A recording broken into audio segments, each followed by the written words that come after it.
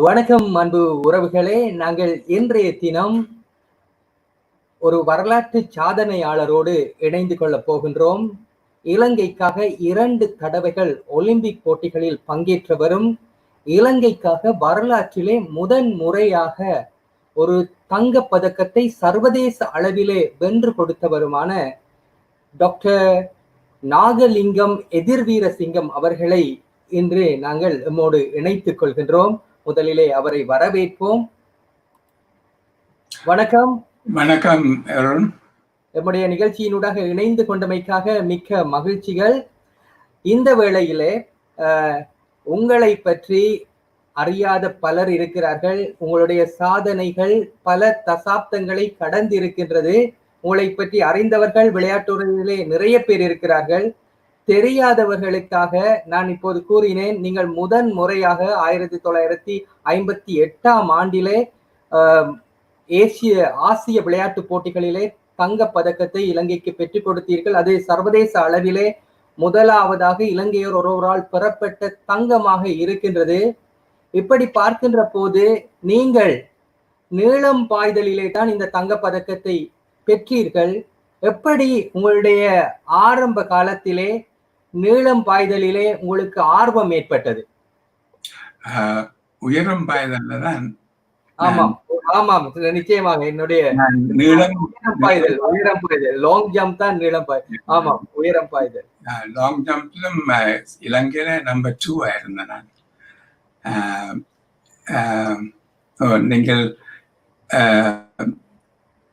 அந்த சாதனையை பற்றி சொல்றதுக்கு கேட்டுக்கிறீங்களா? இல்லாட்டில் ஆமாம், எப்படி உங்களுக்கு ஆர்வம் ஏற்பட்டது உயரம் பாய்தலில்? அது சின்னல இருந்து எல்லா விளையாட்டுகளும் பங்கு பெற்றினேன் நான். 9 வயதுக்கு முன்னுக்கு எங்களுடைய தேசிய விளையாட்டுகள் மாதிரி என்றால் நேஷனல் ஸ்போர்ட்ஸ், இண்டிஜினஸ் ஸ்போர்ட்ஸ், கொடி இழுக்கிறதோ, இழுப்ப கொட்டை விளையாடுறதோ, கிளித்தட்டு விளையாடுறதோ, அதுகள்லாம் 9 வயது மட்டும் என்னுடைய பிறந்த ஊரில் விளையாடினது. யாழ்ப்பாணம் ஸ்கூலுக்கு வரை கேஜிஆர் நேஷனல் காலேஜுக்கு அப்போ எனக்கு 9 வயது. அது மட்டும் மற்ற விளையாடுறதான் பார்த்தினான். ஆனால் கிரிக்கெட்டோ அத்லட்டிக்ஸோ அங்கே இல்லை அப்போ. ஆனால் சென்ட் ஆண்ட்ரூஸ் காலேஜில் அவருக்கா போய் என்னுடைய ஒன்றை விட்ட அண்ணன் விளையாட ஜூனியராக நாங்கள் எல்லாம் போய் பார்த்தினாங்க. அப்போ எனக்கு அதில் விருப்பம் வந்தது. ஆனால் யாழ்ப்பாணம் வந்த பிறகுதான் அங்கே நாங்கள் அத்தியடி என்ற இடத்துல இருந்தாங்க. அப்போ அங்கே கணக்க எந்த வயதோ, எனக்கு குறைஞ்ச வயதோ, எனக்கு கூட்டின வயதாக கன பேர் இருந்தவ. நாங்களும் எங்கள்ட ஃபேமிலியிலையும் 5 பேர் இருந்த நாங்கள். அப்போ அந்த முன் வீட்டில் சிங்கள ஃபேமிலி இருந்தது. அவையெல்லாம் 4-5 பிள்ளைகள். அப்போ நாங்கள் எல்லாருமா சேர்ந்து ஒவ்வொரு நாளும் ஒவ்வொரு ஸ்போர்ட்ஸ் விளையாடுவோம். கிரிக்கெட் காலத்தில் கிரிக்கெட், சொக்கர் காலத்தில் சொக்கர், ரோட்டில் எல்லாட்டில் அவையண்ட வீட்டில் எல்லாம் எங்கெண்ட வீட்டில் எல்லா பிள்ளையார்களுக்கு முன்னால். அப்போ சொக்கர், கிரிக்கெட், அத்லட்டிக்ஸ் ஒரு சீசன் இருந்தது. அப்போ அதை விளையாடின எங்களுக்குள்ள தான் விளையாடினாங்க.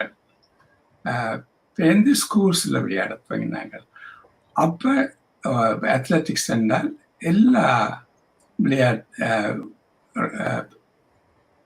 ஓடுறது, sprinting, 400 meters, long jump, high jump, pole vault, அதெல்லாம் பூரசந்தடிய வெட்டி நட்டு, பூரசந்தாடி க்ராஸ்பா வச்சு, பூரசந்தடி தான் போல், பூவரச மரம் தான் அந்த எல்லாத்துக்கும் பாவிச்சது. மற்றது அந்த நாங்கள் கிடங்க வெட்டி போட்டு அந்த மண்ணிலேயே, மணல் இல்லை, அதுக்குள்ள தான் எல்லாம் விளையாடினாங்க. அப்படித்தான் அந்த துவக்கம். அப்ப எப்படி நீங்க பாடசாலை காலத்துல கிரிக்கெட் விளையாடி இருக்கிறீங்க, உயரம் பாய்தல்ல பங்கெடுத்திருக்கீங்க. இப்ப இதை தவிரையும் நீங்க பல விளையாட்டுகள்ல ஈடுபட்டிருக்கீங்க. சொன்னீங்க சொக்கரும் விளையாடிருக்கீங்க, ஃபுட்பாலும் விளையாடிருக்கீங்க. எப்ப தீர்மானிச்சீங்க நீங்க உங்களுடைய துறை உயரம் பாய்தல் ஹை ஜம்ப் தான் எப்ப தீர்மானிச்சீங்க? அது நான் மற்றவே எந்த வயது ஆக்களோட எல்லாம் பாய்ஸோட எல்லாம் நான் அவையெல்லாம் பார்க்க உயரம் கூட. அவையால் எனக்கு ஒரு 6 inches குறைய. அப்ப அந்த ஹை ஜம்பில் தான் நான் அவையில எல்லாம் வெல்லுறேன். போல்வர்ட்ல நம்பர் 2 நம்பர் 3 வருவேன். அப்ப அந்த வெல்றதுல இருந்து ஒரு கான்ஃபிடென்ட்ல இருந்தானே தனிப்பட்ட முறையில. இந்த ஸ்கூலுக்கு போன அப்புறம் எனக்கு மூத்த ஒரு அண்ணன் இருந்தவர், அவர் தான் நம்பர் 1 ஹை ஜம்ப், நான் நம்பர் 2. ஆனா ஒரு இன்டர் ஸ்கூல் மீட்ல அப்ப அந்த காலத்துல சென்ட் பேட்ரிக்ஸ் சப்னா காலேஜ் எல்லாம் ஒன்றா தான் மீட் பண்ணாங்க. அப்ப நான் தான் அதுல ஃபர்ஸ்டா வந்தேன். 11 வயதாக்கும். என் அண்ணன் வந்ததுல செகண்ட். அதுக்கு பிறகு அவர் ஹை ஜம்பை விட்டுட்டு 400 meters ஓட துவங்கினவர். அதுல அவர் நல்ல ஓடி வந்தவர். அப்ப நான் வெல்ல எந்த ஏஜ் குரூப்ல, ஏன்னா நான் அவெல்லாம் பார்க்க வயது கூடினேன், அந்த உயரம் கூடினேன் நான். அப்ப சிசர் ஸ்டைல் தானே எல்லாரும் எந்த மண்ணுக்குள்ள தானே விழுகிறது. அப்ப இந்த கால் மண்டபடிய நான் வெள்ளத்து வாங்கிட்டேன். அப்ப வெள்ளத்து வாங்கின உடனே அதுக்கு கிட்ட போவீங்க. லாங் ஜம்ப்ல 2வது வருவேன், எல்லாம் 3வது. ஸ்பிரிண்ட்ல 2வது எல்லாம் 3வது. போல்வர்ட்ல 2வது எல்லாம் 3வது. அப்ப அந்தந்த ஈவெண்ட். அப்ப கேர்ள்ஸ்லையும் அப்படித்தான். அப்ப ஹை ஜம்ப் தான் எல்லாரும் என்ன ஹை ஜம்ப் வெல்ல போறான்னு தெரியும். அதுதான் அப்படி வேற. நான் high jump, long jump, hurdles 16 வயது மட்டும் 3 செய்து நான் பப்ளிக் கோர்ஸில் வந்த உடனே ஹேர்டில்ஸும் ஹை ஜம்ப் தான் 2. இந்த ஹேர்டில்ஸை விட்டுட்டேன். இந்த ஹை ஜம்ப்ல தான் நம்பர் 1 வந்தேன் நான் எல்லாரும். அப்ப இப்படி போகும்போது உங்களோட விளையாட்டுத்துறை வாழ்க்கை எப்படி உங்களுக்கு ஒலிம்பிக்ல பங்கேற்கிறதுக்கு சான்ஸ் முதல்ல கிடைச்சது? அந்த ஒலிம்பிக்ஸ் ஒன்றும் தெரியாது அப்ப. ஆனா 1948 ஒலிம்பிக்ஸ் நடக்க லண்டன்ல. அப்ப இங்கிலீஷ் நியூஸ் பேப்பர்ஸ் எல்லாம் ஒவ்வொரு நாளும் இந்த ரிசர்ச் போட்டு சொல்லுவாங்க. எங்கள்கிட்ட ஒரு ஷார்ட் வேவ் ரேடியோ இருந்த வீட்டு, அந்த அதுலையும் நாங்கள் இன்ஃபர்மேஷன் எடுக்கிறோம், கிரிக்கெட் கமெண்ட்ரியோ இல்லாட்டி ஒலிம்பிக்ஸ் நேரத்தில். அப்போ எங்களுக்கு ஒவ்வொரு நாளும் தெரியும் ஒலிம்பிக்ஸ்ல யார் வந்தது, யார் நம்பர் 2 இதெல்லாம் தெரியும். 1948 கடைசியில ஒரு ஃபில்ம் வந்தது, கலர் ஃபில்ம், ஒலிம்பிக் கேம்ஸ். அந்த ஒலிம்பிக் கேம்ஸ் ஃபில்ம் வந்து அப்போ வின்டர் கேம்ஸ், ஸ்னோ ஸ்போர்ட்ஸ், மற்ற சம்மர் கேம்ஸ் எல்லாம் ஒன்றா தான் நடந்தது. அப்போ ரீகல் தியேட்டர் ஒன்று இருக்கு, உங்களுக்கு தெரியும் நினைக்கிறேன், ஃபோர்ட்ஸ்க்கு கிட்ட. அது இப்ப இல்லை, சண்டைகள் உடைஞ்சு போச்சு. இப்பயும் இருக்குது, இப்ப புனரமைச்சுட்டாங்களா? அது நான் பார்க்கணும் இருக்கு. அங்கதான் எங்க பிரின்சிபல், ஆஸ்திரேலியன் பிரின்சிபல், அவர் ரெவரண்ட் C.A. ஸ்மித். அவர் எல்லா ஹோல் ஸ்கூல், ஒவ்வொரு ஸ்கூலுக்கும் ஒவ்வொரு நாள் கொடுத்தவங்க.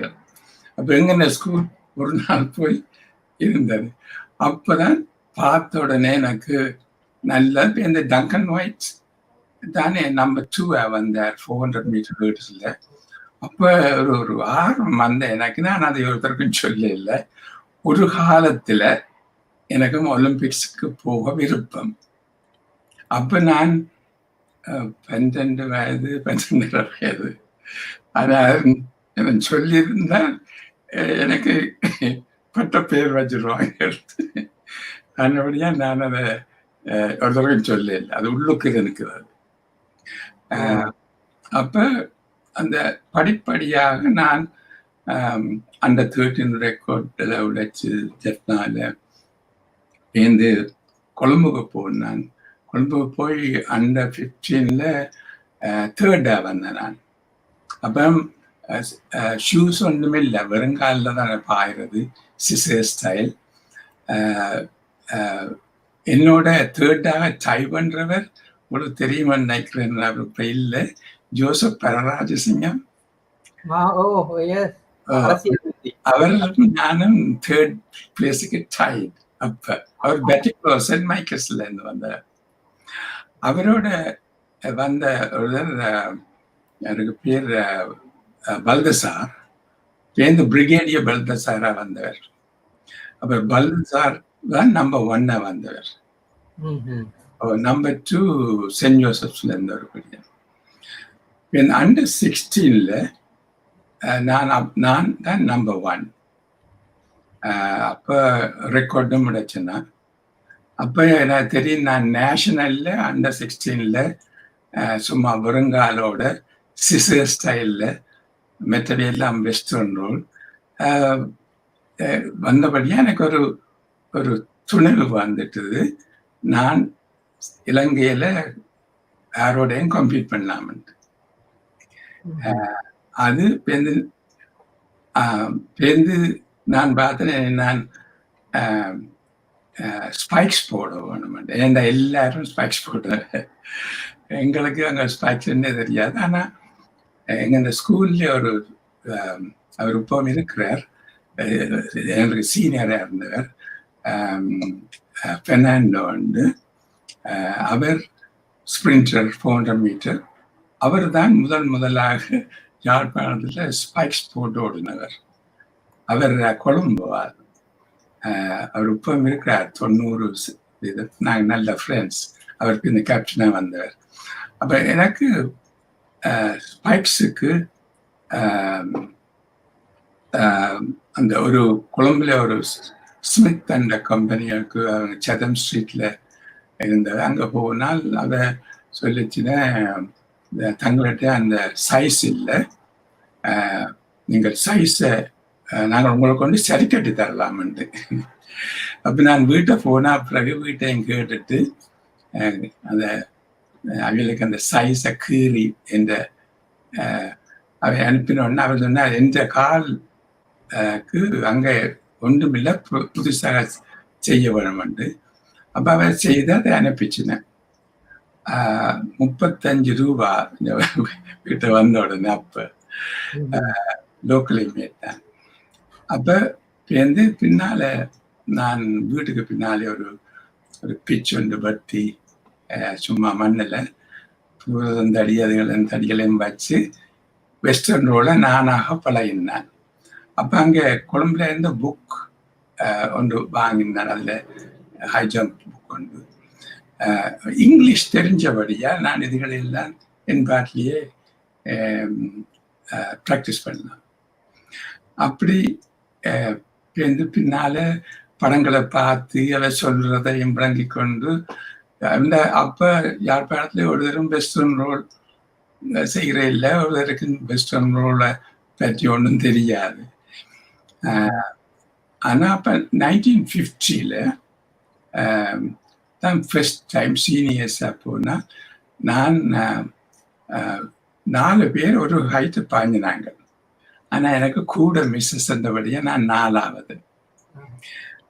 அப்ப எனக்கு தெரியும் நான் நேஷனல் ஸ்கூல்ஸ் சாம்பியனா வரலாம்ண்டு. அப்ப பிராக்டிஸ் தான், நெடுகளும் பிராக்டிஸ் தான். அப்ப ஹை ஜம்ப் மாத்திரம் ஹேர்லஸும் எனக்கு கூட விருப்பம். அப்ப ஹேர்லஸ் செஞ்சது நான். லாங் ஜம்ப் அதெல்லாம் யாழ்ப்பாணத்தில் தான். கொழும்பு போனால் ஹேர்லஸ் ஓடி குவாலிஃபை பண்ணுவேன். ஆனால் ஃபைனல்ஸில் போகிற இல்லையாண்டா ஹை ஜம்பும் ஹேர்லஸும் ஒரு நேரத்தில் வரும்.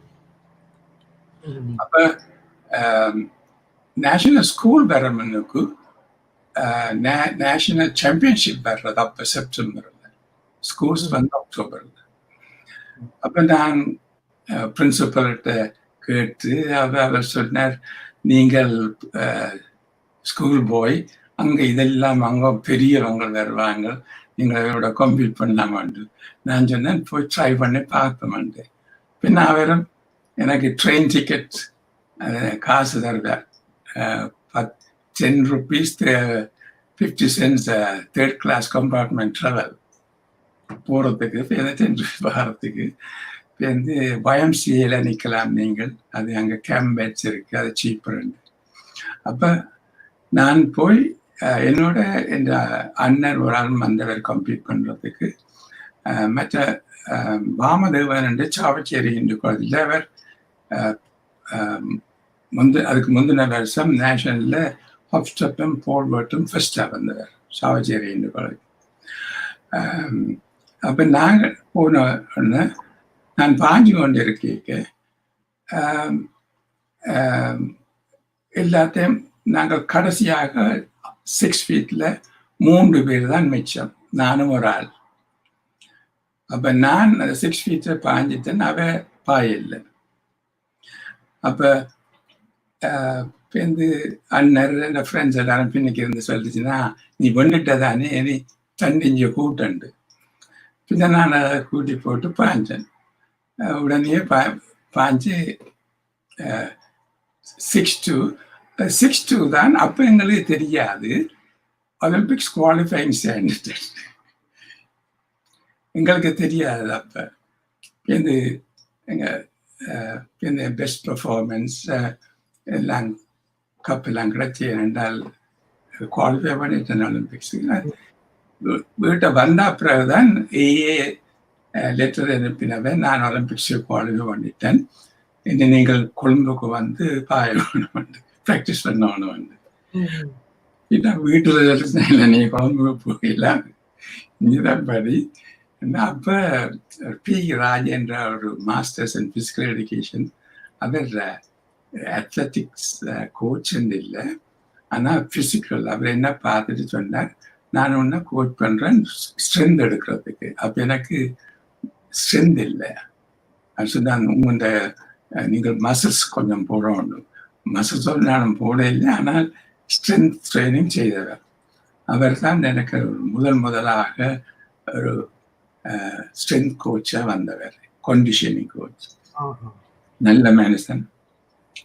அவர் பேருந்து இலங்கையில அம்மளா வாய்ப்பு கிடைக்கல. அவர் தாய்லாண்டில் போய் தாய்லாந்து கோச்சாக வந்து தாய்லாந்து ஃபிசிக்கல் எஜுகேஷன் அவர் ஒரு ராஜேந்திரா ஹாலண்டு ஒன்று கட்டி வச்சிருக்காங்க இப்போ. அவர் அங்கதான் மிச்ச நாள் எல்லாம் நடந்தது. அவர் என்னோட எங்களுக்கு நல்ல கூட்டு செய்தார். அவர்தான் ஒரு சொன்னவர், அவர் அமெரிக்காவில் படித்தவர் ஃபிசிக்கல் எஜுகேஷன். நீங்கள் அங்கே அமெரிக்காவுக்கு போய் செய்ய வேண்டும், இங்கே உங்களுக்கு சான்ஸ் இல்லை அது இம்ப்ரூவ் பண்ணுறதுக்கு என்று என்ன ஒரு கோச்சோட சேர்ந்து, அமெரிக்கன் கோச் அப்போ அங்கே வந்து நின்றவர். நான் பாஞ்ச ஹைட் வந்து அது 56 55 நான் பாஞ்ச ஹைட் வந்து அமெரிக்கன் யூனிவர்சிட்டியில் நம்ம பிளேஸ் எடுக்கிறார்கள் தான் பாஞ்சவன். அப்போ அதுதான் என்ன அங்கே விட்டேன். ஆனால் ஒலிம்பிக்ஸ் குவாலிஃபை பண்ண உடனே அப்போ எனக்கு நான் O level படித்து கொண்டு இருந்தேன். அப்போ O level 51 டிசம்பரில் எடுத்து ஃபெயில். வந்து 52 ஒலிம்பிக்ஸுக்கு போன கப்பலில் போனோம் நாங்கள். எவ்வளவு நாள் போனது கப்பலில்? 21 நாள் லண்டனுக்கு, அங்கால 4 நாள் ஃபின்லாண்டுக்கு, ஹெல்சிங்கி நடந்தது. அப்போ போய் வேற 5 மாதம் ஆச்சு. கப்பலில் ஒரு நாள் பயணம் பண்ணும் போதே அவங்களுக்கு சோர்வாயிரும். எப்படி உங்களை மோட்டிவேட் பண்ணி பிசிக்கலா ஃபிட்டா வச்சிருப்பீங்க கப்பல்ல? அப்போ ஓடுறதான் அங்க டெக் இருக்குத்தானே, அந்த டாப் டெக், அதுல ஓடலாம், சுத்தி ஓடலாம், மற்ற எக்ஸசைஸ் செய்யலாம், பாயலாது. ஆனா அந்த கண்டிஷனிங் எக்ஸசைஸ் எல்லாம் ராஜேந்திரா இந்த டங்கன் வைட்டும் எனக்கு ஹெல்ப் பண்ணவர். என்ன மாதிரி நான் கம்பீட் பண்ண வேணும் ஒலிம்பிக்ஸில், என்ன மாதிரி மற்றவங்க பாய்வாங்க, என்ன மாதிரி நான் ப்ராக்டிஸ் பண்ணணும், அந்த அவருக்கு அந்த அனுபவம் இருந்ததானே. அவரும் சொல்லி கப்பல்ல என்னென்ன செய்ய வேணுமென்று. அப்ப அவர் சொன்ன ஸ்ட்ரென்தனிங் தான், வேற ஒன்றும் இல்லை. ஆனா அது நல்ல, ஆனா அந்த டெக்னிக் தான் ஒன்று செய்யலாம் போச்சு. அப்ப முதலாவது ஒலிம்பிக் உங்களுக்கு 52ஆம் ஆண்டு ஹெல்சிங்கி ஒலிம்பிக். 52. நான் தான் ஒரு அத்லீட், மற்ற எல்லாம் பாக்ஸர்ஸ், ஸ்விம்மர்ஸ் அண்ட் டைவர்ஸ். ஒரு 5-6 பேர் உங்களை படம் அனுப்பி இருக்கிறேன் நினைக்கிறேன். அது இப்ப படத்தை பார்ப்போம். இந்த இந்த படமா இந்த படமா இல்ல, இது கிரிக்கெட் படம். இதா படம்? ஓ, அதுதான் அந்த லெப்ட்ல இருக்கிற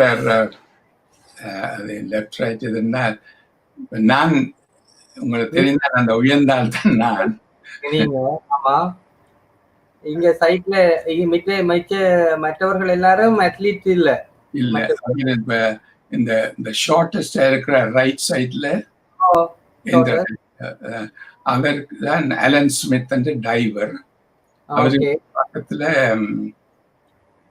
ஜெயசூர்யா அண்டு, அவர் போலீஸ் இன்ஸ்பெக்டர், அவர் பாக்ஸிங். நடுவில் இருக்கிற ஒரு பிரிட்டிஷ் பாக்ஸிங் கோச்.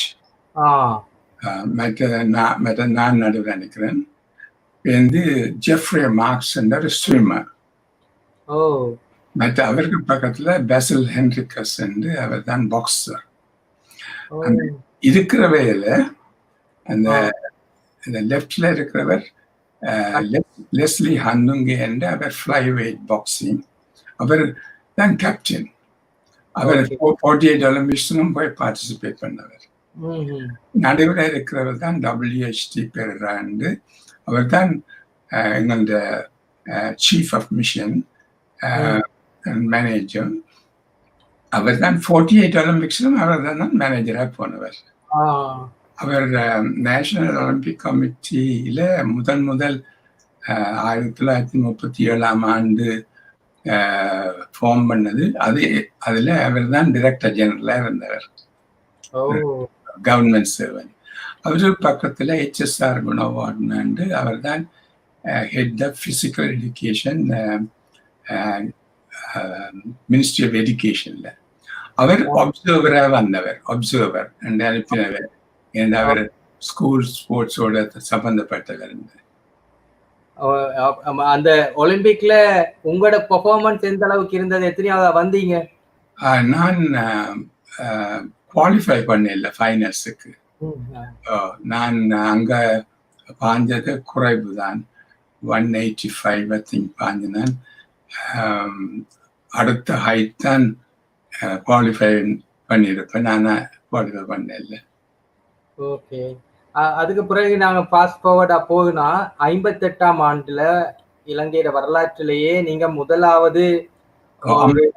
அதுக்கு பிறகு 56 ஒலிம்பிக்ஸ் மெல்பர்னுக்கு போனீங்க. அங்க நான் ஃபைனல்ஸ்ல கம்ப்ளீட் பண்ணேன். நான் குவாலிஃபை பண்ணி ஃபைனல்ஸுக்கு அதுல 12-13ஆம் ஆளா வந்தேன் நான். எஸ். அதுக்கு பிறகுதான் நீங்க முதலாவது இலங்கையோட இன்டர்நேஷனல் கோல்ட் மெடல் எடுத்து கொடுக்குறீங்க 1958ல. அது ஜப்பான்ல, டோக்கியோ. அங்கதான் ஒலிம்பிக்ஸ் நடக்க போகுது. அந்த அனுபவத்தை பகிர்ந்து கொள்ளுங்க. எப்படி அதுக்கு செலக்ட் பண்ணப்பட்டீங்க? இதுல நீங்க தொடர்ச்சியா பெர்ஃபார்மன்ஸ் பண்ணி கொண்டு இருந்திருப்பீங்க. 52 ஒலிம்பிக்ஸ், 56 ஒலிம்பிக்ஸ் அவை அவங்களோட ஸ்கில்ஸ் வந்து அந்த மாதிரி உயர்வா இருந்திருக்கும். அப்ப 58ல நீங்க ஏசியன் கேம்ஸ். நான் இந்த வெஸ்டர்ன் ரோல்ல பாஞ்சு கொண்டு வந்து அந்த பெஸ்ட் ஸ்டைல் அப்ப வந்து ஸ்டடல் ஜம்பிங். ஸோ அதுலேயும் அங்கே இலங்கையில ஒரு தடவை அந்த ஸ்டடலை செய்கிறது இல்லை. இப்போ நான் தான் அதை ஒலிம்பிக்ஸில் கண்டிருக்கிறேன். ஒரு ஆள் அதை பாய்ந்தவர்.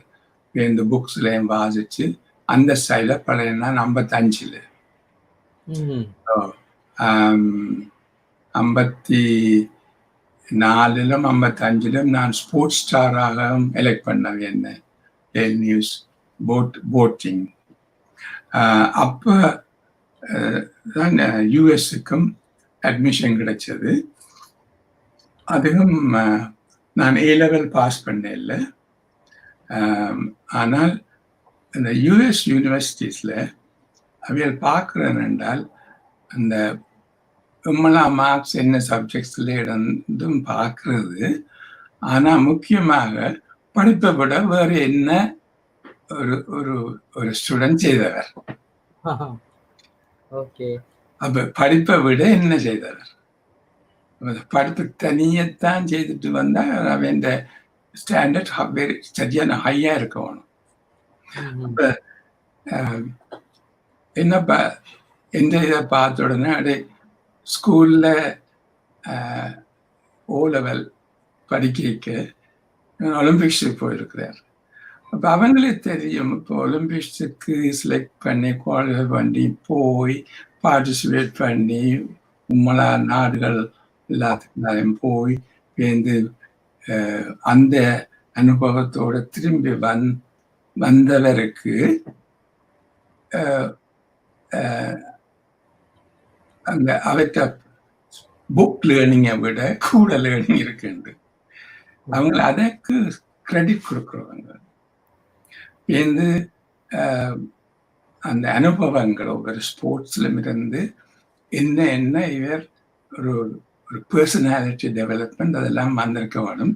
இவருக்கு என்ன பர்சனாலிட்டி என்ன தகவல் இருக்க வேணும் பாயிறதை விட அதை பாயிறதுக்கு பண்ணி வின் பண்ணி லூஸ் பண்ணி அந்த எக்ஸ்பீரியன்ஸ் எல்லாம் இருக்கு. அப்ப அதுக்கு தான் அவியார் கொடுக்குறது. இந்த படிப்பையும் பார்த்து இவர் இதுகளை செய்ததால் இதையும் செய்யலாம் என்று நான் ஏனென்றால் அங்க இந்த படிப்பில் சி ஆவரேஜ் எடுக்காட்டில் அடுத்த ஸ்போர்ட்ஸ் செய்ய இயலாது. ஐலண்ட் நியூஸ் பேப்பர்ல ஒரு ஆர்டிக்கல் எழுதி இருக்கிறேன் இதை பற்றி. இப்ப கிட்டடியில வந்தது போன புதன்கிழமை வந்ததாக்கம். நிச்சயமா நாங்க அதை பற்றி பாக்குறதுக்கு முன்னால உங்களோட அந்த ஃபர்ஸ்ட் டைமா ஒரு இன்டர்நேஷனல் கோல்ட் மெடல் ஸ்ரீலங்காவுக்கு எடுத்து கொடுத்த அந்த உணர்வை பாயிண்ட். அப்ப அங்க நான் கணக்க மீட்ஸ் வாடுதாங்க. இலங்கையில 2-3 மீட்ஸ் தானே ஒரு வருஷத்துக்கு. அங்க அந்த ஸ்போர்ட்ஸ் சீசன்ல ஒவ்வொரு கிழமையும் ஸ்போர்ட்ஸ் இருக்கும். அந்த சீசனுக்கு ஒரு 5 மாதம் ஒவ்வொரு கிழமை ஸ்போர்ட்ஸ் ஒவ்வொரு யூனிவர்சிட்டிஸோட டுவல் மீட்ஸ் என்று சொல்றாங்க. சேர்ந்து குரூப் மீட்ஸும் இருக்கு, சாம்பியன்ஷிப் மீட்ஸும் இருக்கு. அப்போ அதில் பாய்ந்து கொண்டு இருக்கு. ஏஷியன் கேம்ஸ் வரைக்கும் நான் 1954 4வது வந்து நான் ஒரு ஹைட்டை தான் பாஞ்சு நாங்கள் 4 பேரும் ரெக்கார்ட் வச்சு நான் 58 நான் போய் வின் பண்ண வேணும்ன்ற ஒரு ஆசை இருந்தது. அப்போ நான் அங்கே இந்த பெர்ஃபார்மன்ஸ் எல்லாத்தையும் அத்லட்டிக் அசோசியேஷனுக்கு அனுப்பினேன். நெடுகலும் ஒவ்வொரு கிழமை முடிஞ்ச உடனே அந்த ஸ்போர்ட்ஸ் ஆக்கிட்ட இருந்து அதை சர்டிஃபை பண்ணி அந்த சர்டிஃபிகேட்டை நான் அனுப்புகிறேன். செலெக்ஷன் வந்த உடனே எனக்கு அந்த ஸ்போர்ட்ஸ் டெய்லி ஆள் அனுப்பினார். எனக்கு மற்ற இந்த வீட்டை இருந்த இந்த அண்ணன் அனுப்பினார், உன்னையாவே செலக்ட் பண்ண இல்லையன்று. அப்போ எனக்கு ஒரு அதிர்ச்சியா போச்சு, ஏன் செலக்ட் பண்ண இல்லையன்று. ஏனென்றால் நான் ரெக்கார்ட் ஹோல்டர், மற்ற செலக்ட் பண்ணுற ஒரு தரம் ஏஷியன் கேம்ஸ்லேயே பார்ட்டிசிபேட் பண்ணவே இல்லை. அவியல் ஏஷியன் பெர்ஃபார்மன்ஸோட கம்பேர் பண்ணால் அவை கிட்டவும் இல்லை அவையன் இவெண்ட்ஸில். அப்ப நான் பாஞ்சது அப்ப ஜப்பான்லேயே ஒருத்தர் என்ன பார்க்க கூட பாஞ்சு கொண்டு இருந்தாள். அப்ப நான் தான் நம்பர் 2 ஏஷியாவில் நம்பர் 2. அப்ப என்ன செலக்ட் பண்ண இல்லை. அப்ப இந்த இந்த கார்ட்டூன் செனிவரட்னாண்டு டெய்லி நியூஸ்ல இருந்து கணக்கு ஆர்டிகல்ஸ் ஒவ்வொரு நாளும் கிரிட்டிசைஸ் பண்ணி எழுதினவர். எனக்கு பேர் அந்த கட்டிங்ஸ் எல்லாம் என்ற தம்பியார் தந்தவர். அவர் அப்படி அழுத்தம் கொடுக்காட்டா செலக்ட் பண்ண மாட்டிருப்பார். இந்த கடைசியாக ஒரு கிழமைக்கு முன்னுக்கு அதில் செலக்ட் பண்ணியாச்சு, ஆனா காசு இல்லை. ஏண்டா மற்ற எல்லாருக்கும் காசு இருக்கு, எனக்கு காசு இல்லை. அப்ப கார்த்தன் சென்னையில் ஒரு டொனவன் அன்று என்று ஒரு கார்னிவல் கேம்பிளிங் அது வச்சிருந்தவர்கிட்ட அவர் போய் கேட்டார், 3000 ரூபா பெற்ற ஏர்ஃபேருக்கு ஒலிம்பிக் அசோசியேஷன் கொடுக்கணுமெண்டு அவர் ஓமண்டு கொடுத்தார். அப்ப எனக்கு 3 நாளைக்கு முன்னுக்கு தான் கேபிள் வருகிறது, இந்த ஃப்ளைட் போய் டிக்கெட் எடுத்துக்கொண்டு வர சொல்லி. இவைகளெல்லாம் மற்ற டீம் எல்லாம் போயிட்டேன். அப்ப நான் ஃப்ளைட் எடுத்துக்கொண்டு நான் stop flight Los Angeles to Tokyo நேர போனேன். நான் போனேன். எனக்கு போன ஆண்டு நான் போய் ஒருக்கா ப்ராக்டிஸ் பண்ணேன். நான் அதுக்கு பிறகு 2 நாள் ரெஸ்ட். அதுக்கு பிறகு 3ஆம் நாள் பாஞ்சினான். அந்த இறங்கினத்துல இருந்து 4ஆம் நாள் நான் பாஞ்சினேன். அதுலதான் கோல்ட் மெடல். அதுதான் கோல்ட் மெடல்.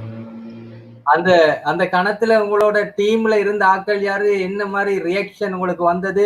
இலங்கையில இருந்து எதுவும் ரியாக்ஷன் வந்தது அப்பேக்குல உங்களுக்கு? அவியலுக்கு எல்லாருக்கும் என்ன தெரியும், ஏன்னா நான் அவியலோட கம்பீட் பண்ணி இருக்கிறேன். சில ஆட்கள் எல்லாம் பார்க்க யங், ஆனால் அவியல் எல்லாரும் சிலோன் ரெக்கார்ட் வச்சிருந்தவர்.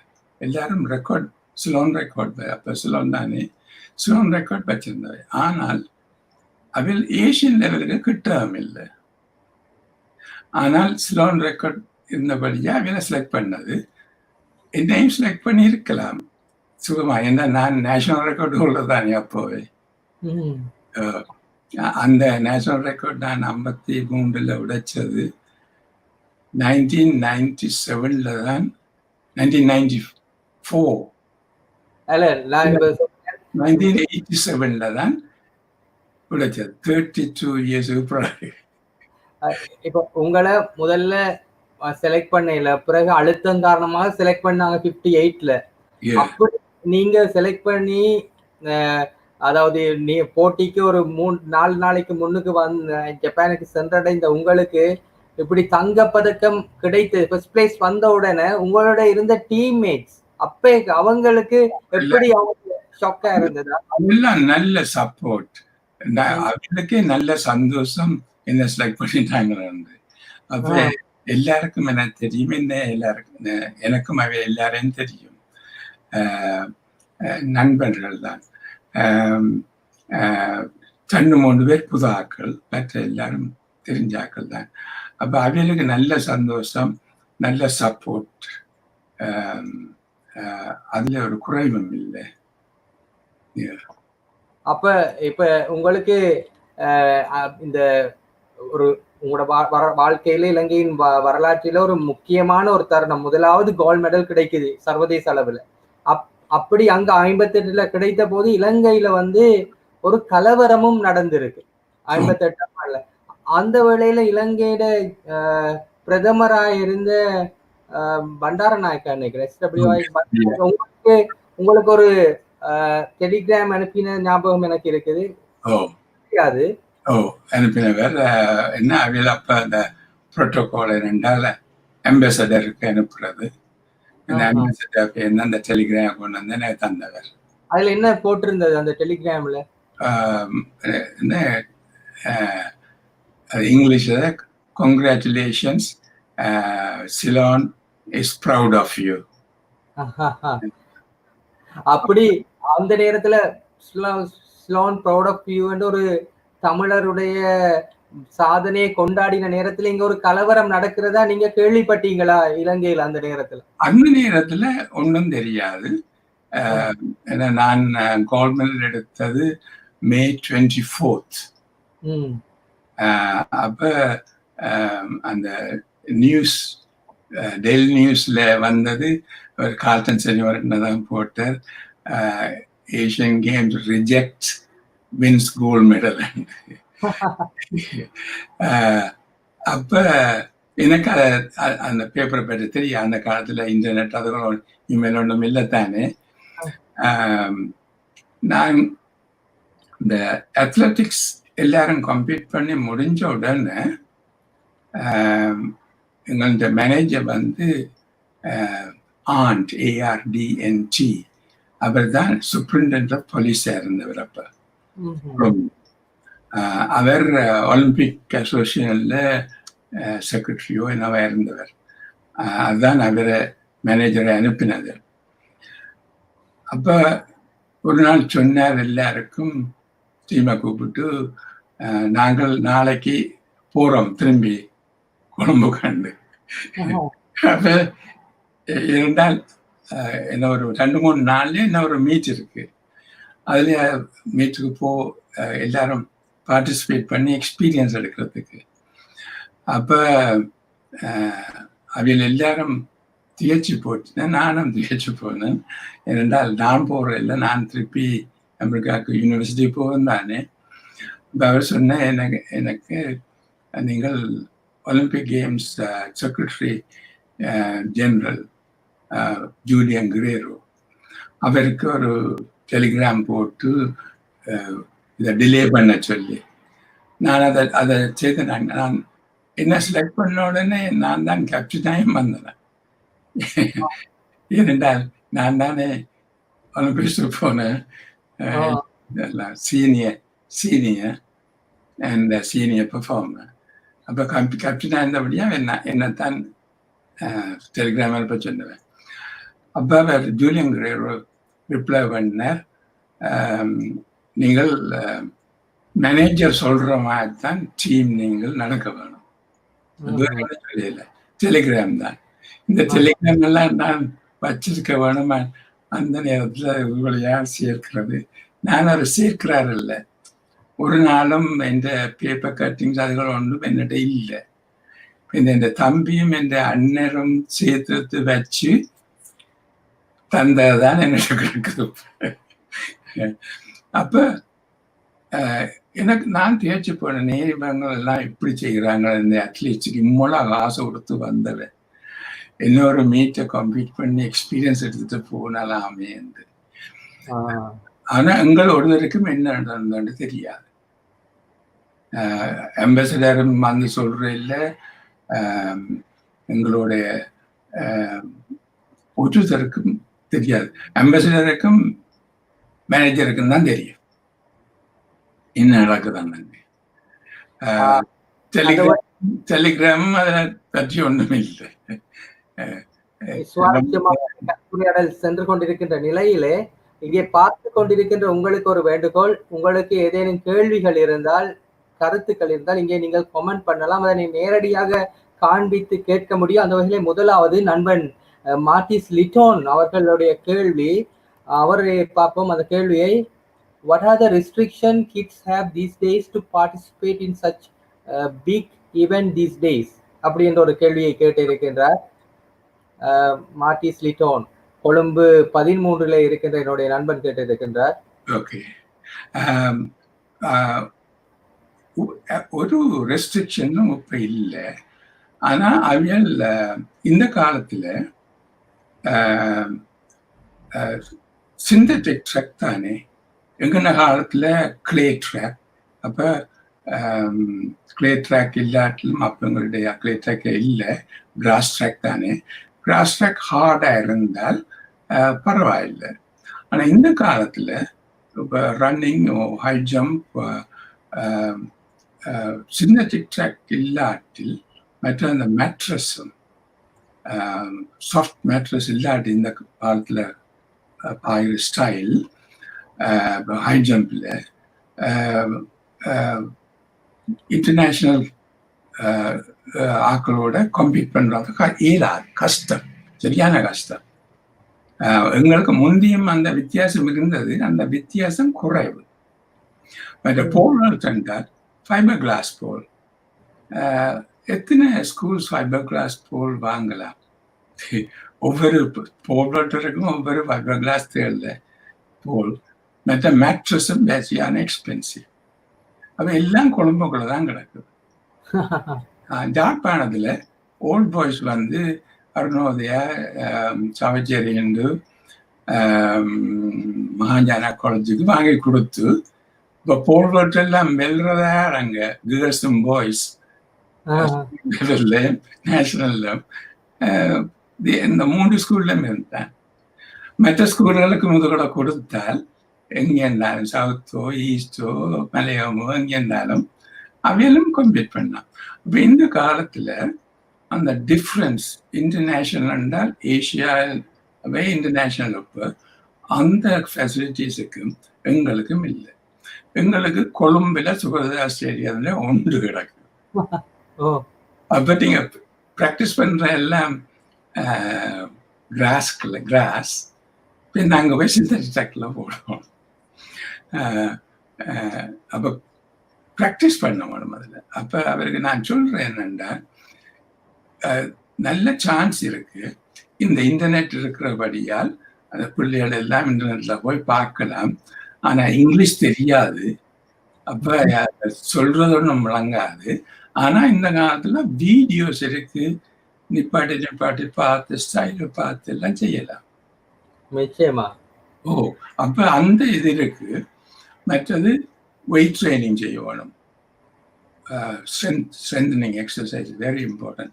16-17 வயதுக்கு பிறகு அவைய செய்ய துவங்க வேணும். 16க்கு முன்னுக்கு செய்யறதுல இல்லை, ஃப்ரீ ஹேண்ட் எக்ஸசைஸ் காணும். அப்ப அந்த சந்தர்ப்பம் இருக்கு, அந்த ஆர்வம் இருக்க வேணும். ஆர்வமும் பெர்சிவரன்ஸும் டேலண்ட்டும் இருக்க வேணும். பாஞ்சத்தானே தெரியும் டேலண்ட், ஒன்னா தானே தெரியும் டேலண்ட் இருக்கோ இல்லையோண்டு. அப்ப கோச்சஸ் எல்லாம் இருக்கிறத கொண்டு நான் ஒலிம்பிக்ஸுக்கு ப்ராக்டிஸ் பண்ண மாதிரி இவியலும் அதை செய்யலாம். இன்டர்நேஷனல் பர்ஃபார்மன்ஸ் நேஷனல் என்றால் சவுத் ஏஷியா கேம்ஸ் பர்ஃபார்ம் பண்ணுறதுக்கு சரியான கஷ்டம். இதுதான் இப்போ அங்கே என்ன செய்கிறேன்டா, நல்ல டேலண்ட் இருக்கிற பிள்ளைகளை கொண்டு வந்து கேம்ப் வச்சு சுகதா ஸ்டேடியமோ கொழும்புல இருந்து அதை அதுதான் ஒரு ஸ்பெஷல் ட்ரைனிங். அப்போ கஷ்டம் இந்த காலத்தில், ஏன்னா facilities forward sprints and third distance running நாங்கள் செய்யலாம். இப்போ 5000 மீட்டர்ஸுக்கு மேலே, 1500 மீட்டர்ஸுக்கு மேலே எங்கேயும் ஓடலாம். ஓடி போட்டு வந்து சிந்தட்டிக் ட்ராக்லேயே ஓடலாம், பிரச்சனை அம்மளாயிராது. இது 400 மீட்டர்ஸ் 1500-400 மீட்டர்ஸுக்கு கீழே என்றால் சிந்தட்டிக் ட்ராக்ல ப்ராக்டிஸ் பண்ணணும், ஸ்ட்ரென்த் ட்ரைனிங் செய்ய வேணும். அப்போ ஒரு கஷ்டமான நான் அவருக்கு சொல்லலாம். ஆனா எங்க காலத்துல இருந்த கஷ்டம் அதுக்கு தக்கின கஷ்டம் இருந்தது. ஓகே, நிச்சயமாக உங்களுடைய காலத்துல இருந்தது போன்று அல்லாமல் இன்று நீங்கள் கூறியது போன்று யூடியூப் இப்படி தளங்கள் இருக்கிறபடியா மற்ற வீரர்களுடைய பெர்ஃபார்மன்ஸை ஸ்கில்லை பார்த்து கற்றுக்கொள்றதுக்கான ஒரு சந்தர்ப்பம் இருக்கு. அடுத்ததாக நீங்க இப்ப 58ஆம் ஆண்டு வின் பண்ணிட்டு வரும்போது இங்க ஒரு தமிழர்களுக்கு எதிரான ஒரு கலவரம் நடந்த நேரத்துல அதனால நீங்க தனிப்பட்ட ரீதியில பாதிக்கப்பட்டீங்களா அன்றைய காலத்துல? சிலர் சொல்லுன என்ன செலக்ட் பண்ணாத விட்டது அது காமெடி தான். அது உண்மையோ பொய்யோ வந்து 6000க்கு எனக்கு நேரம் இல்லை. கடைசியில கால்டன் அவர் இருந்தபடியா, அவர் செலவிடத்தை இருந்தபடியா.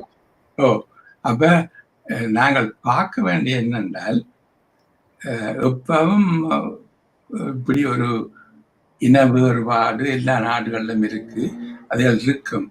ஆனால் அந்த அதுக்கு மேலாக கொஞ்சம் பேர் எழும்பி இருக்கின எல்லா இனத்திலும் அவியல் என்ற ஒற்றுமை தான் தேவை. அடிப்படையில் இருக்கிற வேலை மாத்திரம் சரியான கஷ்டம். ஆனா மாற வேண்டும், நாங்கள் மாற வேண்டும். அப்ப அதுக்கு 1958க்கு பிறகு நீங்க அதுக்கு பிறகு எந்த இன்டர்நேஷனல் இவெண்ட்லயும் பங்கு பெற்ற இல்லையா?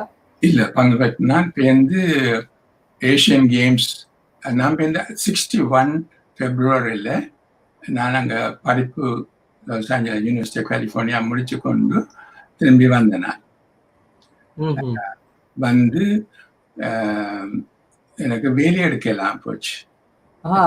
ஒரு தரம் வேலை தர மாட்டேன்னா அப்ப அந்த காலத்துல அந்த 58 துவங்கினது கொஞ்சம் கூடி கூடி கூடி கொண்டு போகுது. அப்ப கலவரத்தால உங்களுக்கு வேலை கிடைக்கல, தமிழர்களுக்கு எதிரான உணர்வு. தமிழர்கள் படியா கணக்க வேலையல் இன்டர்வியூக்கே கூப்பிடல. பிரைவேட்ல போனாலும் அங்கேயும் கொஞ்சம் தயங்கின. எனக்கு அந்த அந்த நான் பிரைவேட் கம்பெனியா போயிருக்கிறேன், தயங்கி கொண்டு இருந்தேன். இந்த பிரிட்டிஷ் கவுன்சில் ஒரு 7 மாதம் அன்எம்ப்ளாய்டா இருந்தேன். அப்ப ஒலிவர் குணத்திலக்கா தான் கவர்னர்.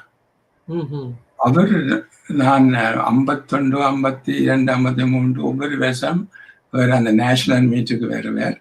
சீஃப் கெஸ்டா இல்லாட்டில் ஒரு ஒன்ஆட் கெஸ்டா வருவார். அவர் ஹை ஜம்ப் பண்ண அங்க வந்து பார்ப்பார். ஹை ஜம்ப் அந்த பிரசிடென்ட் பேங்கேஸ்லண்ட அதை கூட்டிக் கொண்டு வர்றார். அப்ப அவருக்கு யாரோ சொல்லியிருக்கேன் இவருக்கு வேலை இருக்க கஷ்டமா இருக்கு. அப்ப அவர் ஒரு நாள் என்ன கூப்பிட்டு ஒரு டீக்கு கூப்பிட்டு சொன்னார், என்ன இந்த பிரச்சனை இல்லைன்ட்டு. நான் சொன்னேன் எல்லா இடம் போய். அப்ப அவர் என்ன கேட்டார், நீங்கள் அப்கண்ட்ரியில பிளான்டரா வர விருப்பம் உண்டு. நான் சொன்னேன், எனக்கு அக்ரிகல்ச்சர் தெரியும், எக்கனாமிக்ஸ் தெரியும், மேனேஜ்மெண்ட் தெரியும், நான் ஒரு நாளும் பிளான்டராக வரையில்லை, அது அங்க போய் கொஞ்சம் பழகலாம், பழக விருப்பம் உண்டு. பின்ன அவர் சொன்னார், சரி நான் உங்களுக்கு தன்ட எஸ்டேட்டோட சேர்ந்த ஏதோ என்று நான் உங்களை அவரோட சொல்லி போட்டு பின்ன உங்களை கூப்பிட்டு பின்ன நீங்கள் அங்கே போய் அவரோட கண்டுட்டு விருப்பம் என்றால் அங்கே வேலை செய்யலாம் என்று நான் அதை நன்றி தெரிவித்து கொண்டு வந்து ஒரு கிழமைக்குள்ள அந்த கூ வந்துச்சு. வந்துச்சு. அதோட அவரை அனுப்பி விட்டுட்டேன். மிஸ்ஸஸ் வண்டாரம் நாங்க கோபாலவா வந்து. அப்ப ஒரு ஒரு கிராஜுவேட் ஸ்போர்ட்ஸ்மேன் முதுகல்ல ஈடுபடாத வரைக்கும் பிரபலிக்கமா இருந்த அந்த நாள்ல வேலையெடுக்கலாம் போச்சு. அப்ப அந்த சந்தர்ப்பங்களும் அந்த கூடி கூடி கூடி கூடி கூடி கொண்டுதான் இருக்குது கம்பத்துல இருந்து. அப்ப அதுக்கு பிறகுதான் பேருந்து எல்லாரும் பிரிட்டிஷ் கவுன்சில்ல இருந்த 2-3 Sinhalese and another person Tamil person அவ அது இவருக்கு ஒரு ஜாப் எடுத்து கொடுக்கணும்னு பார்த்து பிரிட்டிஷ் கவுன்சில் ஆக்களோட கதைச்சு ஒரு வேகன்சி இருந்தது, அட்மினிஸ்ட்ரேட்டிவ் ஆஃபீஸர். அப்ப என்ன கூப்பிட்டேன் அவருக்கு இன்டர்வியூக்கு. நான் அப்ப இன்டர்வியூக்கு போனான். அவர் ஒரு பிரிட்டிஷ் ஆள் தான் என்ன இன்டர்வியூ பண்ணவர். பார்த்துட்டு சரி நான் உங்களுக்கு சொல்றோம் என்ன ரிசல்ட்ஸ் பிரிட்டிஷ் ரிப்ரசன்டேட்டிவோட கதைச்சு போட்டு அந்த ஈவினிங்கே அங்கே கொஞ்சம் கூப்பிட்டவர் அந்த லைப்ரரியன் தான் கூப்பிட்டு அவருக்கு பேர் வணிகசேகரா, இந்திராணி வணிகசேகரா. அவர் சொன்னார், ஓ நீங்கள் எனி ஃபைனல் இன்டர்வியூக்கு ரெப்ரசன்டேட்டிவோட வர வேணும், நீங்கள் ஒரு டை போட்டு கொண்டு வரணும். அந்த காலத்துல அமெரிக்காவில் டைன்றது போடுற இல்லை இந்த ஸ்டூடெண்ட் லெவல்ல. மற்றவியலும் கேஷுவல் தான் இந்த அமெரிக்கன் ட்ரெஸ்ஸிங் கோட். அப்ப நான் அடுத்த நாள் டைம் போட்டு கொண்டு போனேன். அவர் உடனே சொன்னார், நீங்கள் நாளைக்கு வேறங்க வேலைக்கு.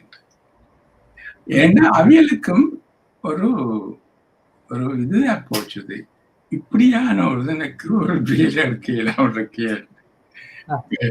அனுதாபத்தோடு தான் தந்தவையோ எல்லாம் என் அபிலிட்டிக்காக தந்ததோ எல்லாம் ஒன்று கொண்டா சேர்ந்து வந்தோன்னு எனக்கு என்ன தெரியாது. எனிவே அது நல்லதா போச்சு. அது ஒரு 2 வருஷம் ஒர்க் பண்ண நாங்க. நல்ல experience, practical experience. British administrative code எல்லாம் தெரியும் எனக்கு. பிரிட்டிஷ் அக்கௌண்டிங் கோட், அட்வைஸ், அது ஒரு படிப்பு மாதிரிதான் எனக்கு. நான் அதை படிப்பண்ண மாதிரிதான் இருப்பேன். அப்பதான் 62 ஒலிம்பிக்ஸ் வந்தது. 62 ஏஷியன் கேம்ஸ் செலக்ட் பண்ணேன். என்னோட நான் ஏஷியன் ரெக்கார்ட் ஹோல்டர். செலக்ட் பண்ணல. நான் 2 மீட்டர்ஸ் பாஞ்சு கொண்டு இருந்தேன். நான் கிராஸ். எனக்கு அந்த காலத்துல நான் பாயிர ஸ்டார்ட் பண்ற ஹைட் மற்றொரு தரம் பாயிர இல்லை. அது எல்லாம் பாஞ்சு முடிஞ்ச அப்புறம் தான் நான் ஸ்டார்ட் பண்றது. அப்ப ஒரு 10-12 பேரை செலக்ட் பண்ணிட்டாங்க. அத்லீட்ஸ், டென்னிஸ், ஸ்விம்மிங் எல்லாம் செலக்ட் பண்ணிட்டாங்க. என்ன செலக்ட் பண்ணது இப்போ எந்த காரணம் சிறுவரம் தான் என்ன ஒரு பேப்பர்ல எடுத்து கடைசியாக செலக்ட் பண்ணாங்க. என்னை செலக்ட் பண்ண அண்டு என்னோட என் தம்பி, அவர் ஒரு அத்லீட், கிரிக்கெட்டர் அத்லீட். அவர் இங்கே வந்து 2 வருஷம் படித்தவர். அவர் தான் எனக்கு எல்லாத்தையும் சொன்னது என்ன நடந்தது. அவர் 52ல் கிராஜுவேட் பண்ண உடனே ஒரு ஃபேமிலியோட ஒரு ட்ரிப் போயிருக்க ஆக்சிடென்ட் பட்டு அவர் மோசம் போயிட்டார்.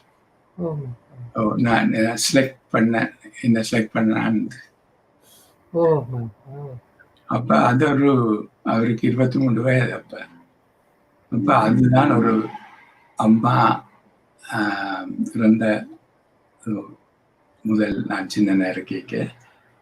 அதுக்கு பிறகு இதுதான் ஃபேமிலி படமா?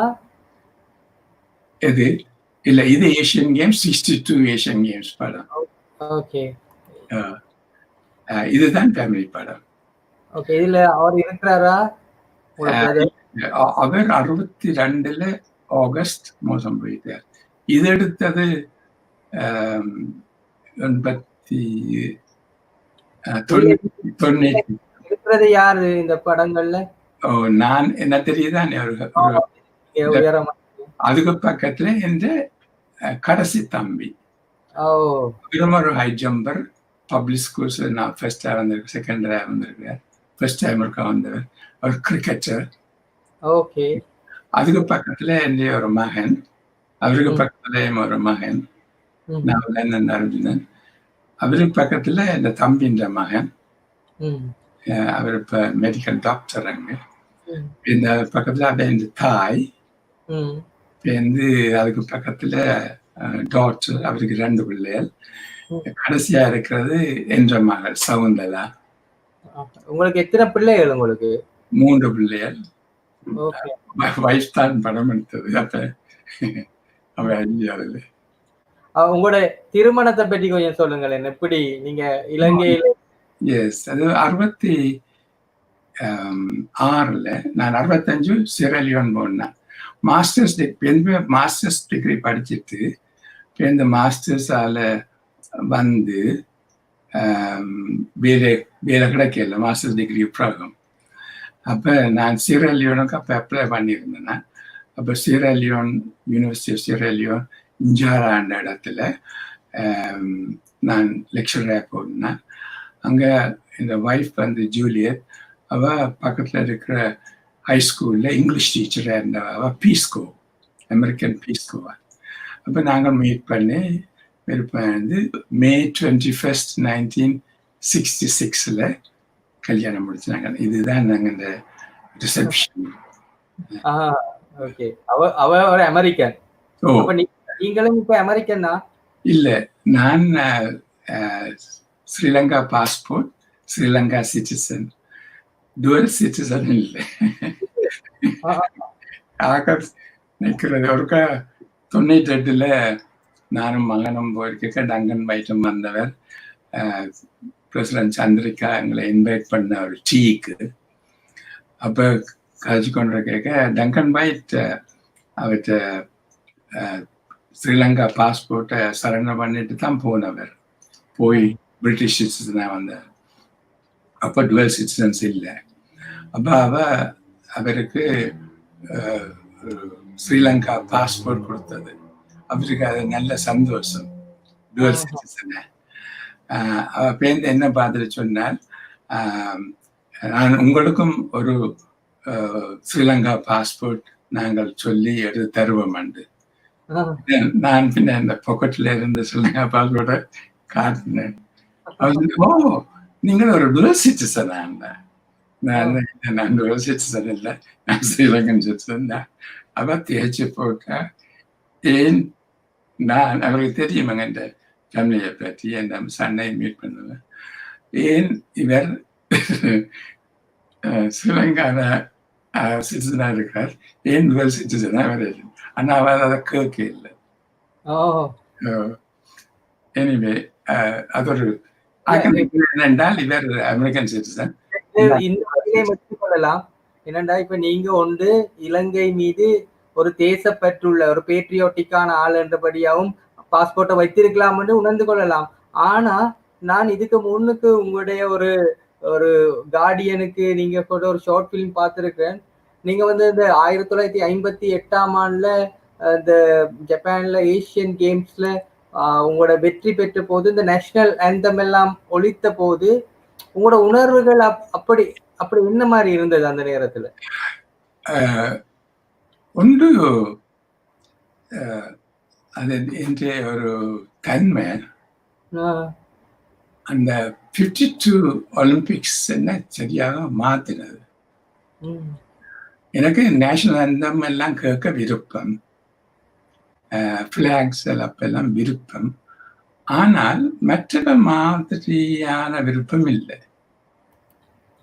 அது ஒரு நேஷனல் வந்தா அது ஒரு ஒவ்வொரு நாடுகளும் ஒரு வச்சிருக்கிறேன்.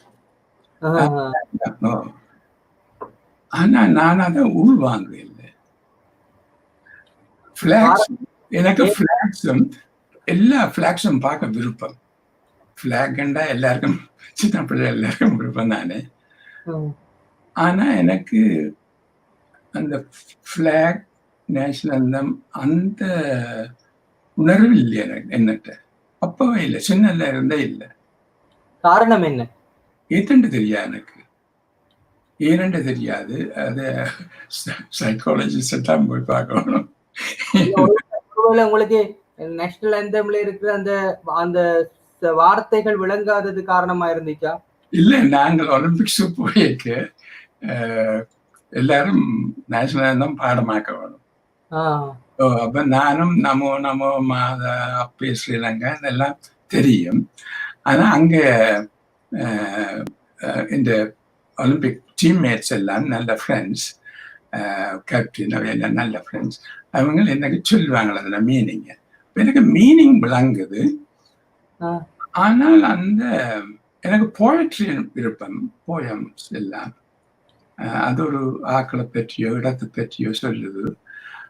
அந்த அந்த உணர்வு மற்றவர்கிட்ட இருக்கிற இல்லை. நான் ஃபிளாக், எந்த ஃபிளாக்கோ எந்த நேஷனல் வந்தாலும் எழுப்பி நிற்பேன். ஆனா ஒரு அந்த உணர்வோடு எழும்பி நிற்கிற இல்லை, ஒரு மரியாதையாக எழும்பி நிற்கிறேன். அப்ப எனக்கு ஸ்ரீலங்கா பிளாகோ, அமெரிக்கன் பிளாகோ, கியூபன் பிளாகோ, சைனா பிளாகோ எல்லாம் ஒன்றுதான். பிளாக் நல்ல வடிவா இருக்கு, நல்ல கலர், நல்ல சின்னங்க. ஒரு ஒரு ஒரு பெயிண்டிங்கை பார்க்குற மாதிரி தான். அது மற்ற மியூசிக்கை பார்க்குற மாதிரி தான். இப்போ நான் எனக்கு வெஸ்டர்ன் மியூசிக்ல எல்லாம் கர்நாடிக் மியூசிக்கும் விருப்பம். அதை கேட்கும் போது ஒரு ஃபீலிங் வேறும், உணர்வு வேறும். நேஷனல் ஆந்தத்துல அந்த உணர்வு இல்லை எனக்கு. பாரு இல்லை. இரண்டு தெரியாது. அது தனி சிங்களத்துல இருந்தபடியாவா? அப்படியா? இல்ல இல்ல இல்ல, இப்ப தமிழ்ல இருக்குத்தானே நேஷனல் ஆந்தம். படிக்குங்க. நான் ஸ்கூலுக்கு அங்க ஸ்போர்ட்ஸ் மீட்டுக்கு போனேன். அங்க போய் 2 பிள்ளை எல்லாம் படிக்கலாம் எனக்கு விளங்கும். ஆனா அதுல என்ன அர்த்தம் ஒரு அது எனக்கு ஒன்றும் விளங்காது. அது ஓகே, அந்த கேள்வியை கடந்து இப்ப பல பெற்றோர்களுக்கு இப்ப இருக்கிற ஒரு இது, இப்ப நீங்க இப்ப ஒரு டாக்டர் கலாநிதியா ஆயிட்டீங்க, ஒரு விளையாட்டு வீரனாக, அதுவும் சர்வதேச மட்டத்துல தங்கப்பதக்கம் பெற்ற நீங்க 2 முறை ஒலிம்பிக் போட்டிகள், 3 முறை ஆசிய போட்டிகள்ல பங்கு பெற்றியும் நீங்க கல்வியிலையும் நீங்க ஒரு டாக்டர் கலாநிதியா ஆகிட்டீங்க. ஆனா இன்றைக்கு ஒரு பெற்றோர்களுக்கு இருக்கிற பெரிய பிரச்சனை, பிள்ளைகளை ஸ்போர்ட்ஸ்ல போட்டா பிள்ளைகளோட கல்வி பாழா போயிரும் அப்படின்னு ஒரு பிரச்சனை. எப்படி உங்களோட பெற்றோரும் அப்படி உணர்ந்தாங்களா? நீங்க ஸ்போர்ட்ஸ் விளையாடும் போது இவன் முடிஞ்சு இவன் கதை அப்படி என்று உணர்ந்தாங்களா? ஸ்போர்ட்ஸ் சும்மா ஒரு விளையாட்டு தான் அவைகளுக்கு. படிப்பு தான் அவைகளுக்கு முக்கியமானது எல்லாருக்கும். ஏனென்றால் என்ற சந்ததியில எனக்கு அம்மாண்ட தாயும் தான் தெரியும், கிராண்ட் மதர். மற்றவே எல்லாம் எனக்கு மோசமாக போயிட்டுன்னு. அப்ப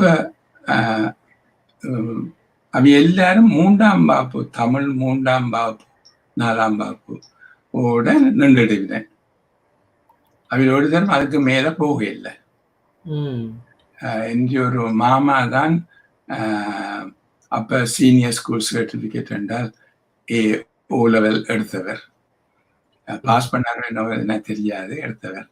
அப்ப அந்த கல்வி முக்கியம் எல்லாருக்கும். ஏண்டா கல்வி இல்லாமல் வேலை எடுக்க இயலாது. ரோட்டு கடையை தான் பிச்சு எடுத்து கொண்டு சொல்லுவேன். அப்ப இந்த ஸ்போர்ட்ஸ்ல டைம் போடுற உடனே அவளுக்கு விருப்பம் என்னன்னா ஸ்போர்ட்ஸ் டிசிப்ளின், வெள்ள நலம்புற டைமுக்கு போறது, படிப்பிக்கிறது, தோற்றால் தூக்கத்தோடு இருந்து அந்த தூக்கத்தை மீறி பேர்ந்து போய் வெற்றி எடுத்து சந்தோஷமா இருந்தால் அதை புளியை கொண்டு தெரியாமல் இருந்து அந்த அனுபவங்களுக்கு அவங்களுக்கு விருப்பம். ஆனால் நான் ஒலிம்பிக்ஸுக்கு செலக்ட் பண்ணணும், ஒலிம்பிக்ஸுக்கு போகணுன்னு முதல் கேள்வி என்னென்றால் அப்ப O level என்ன மாதிரி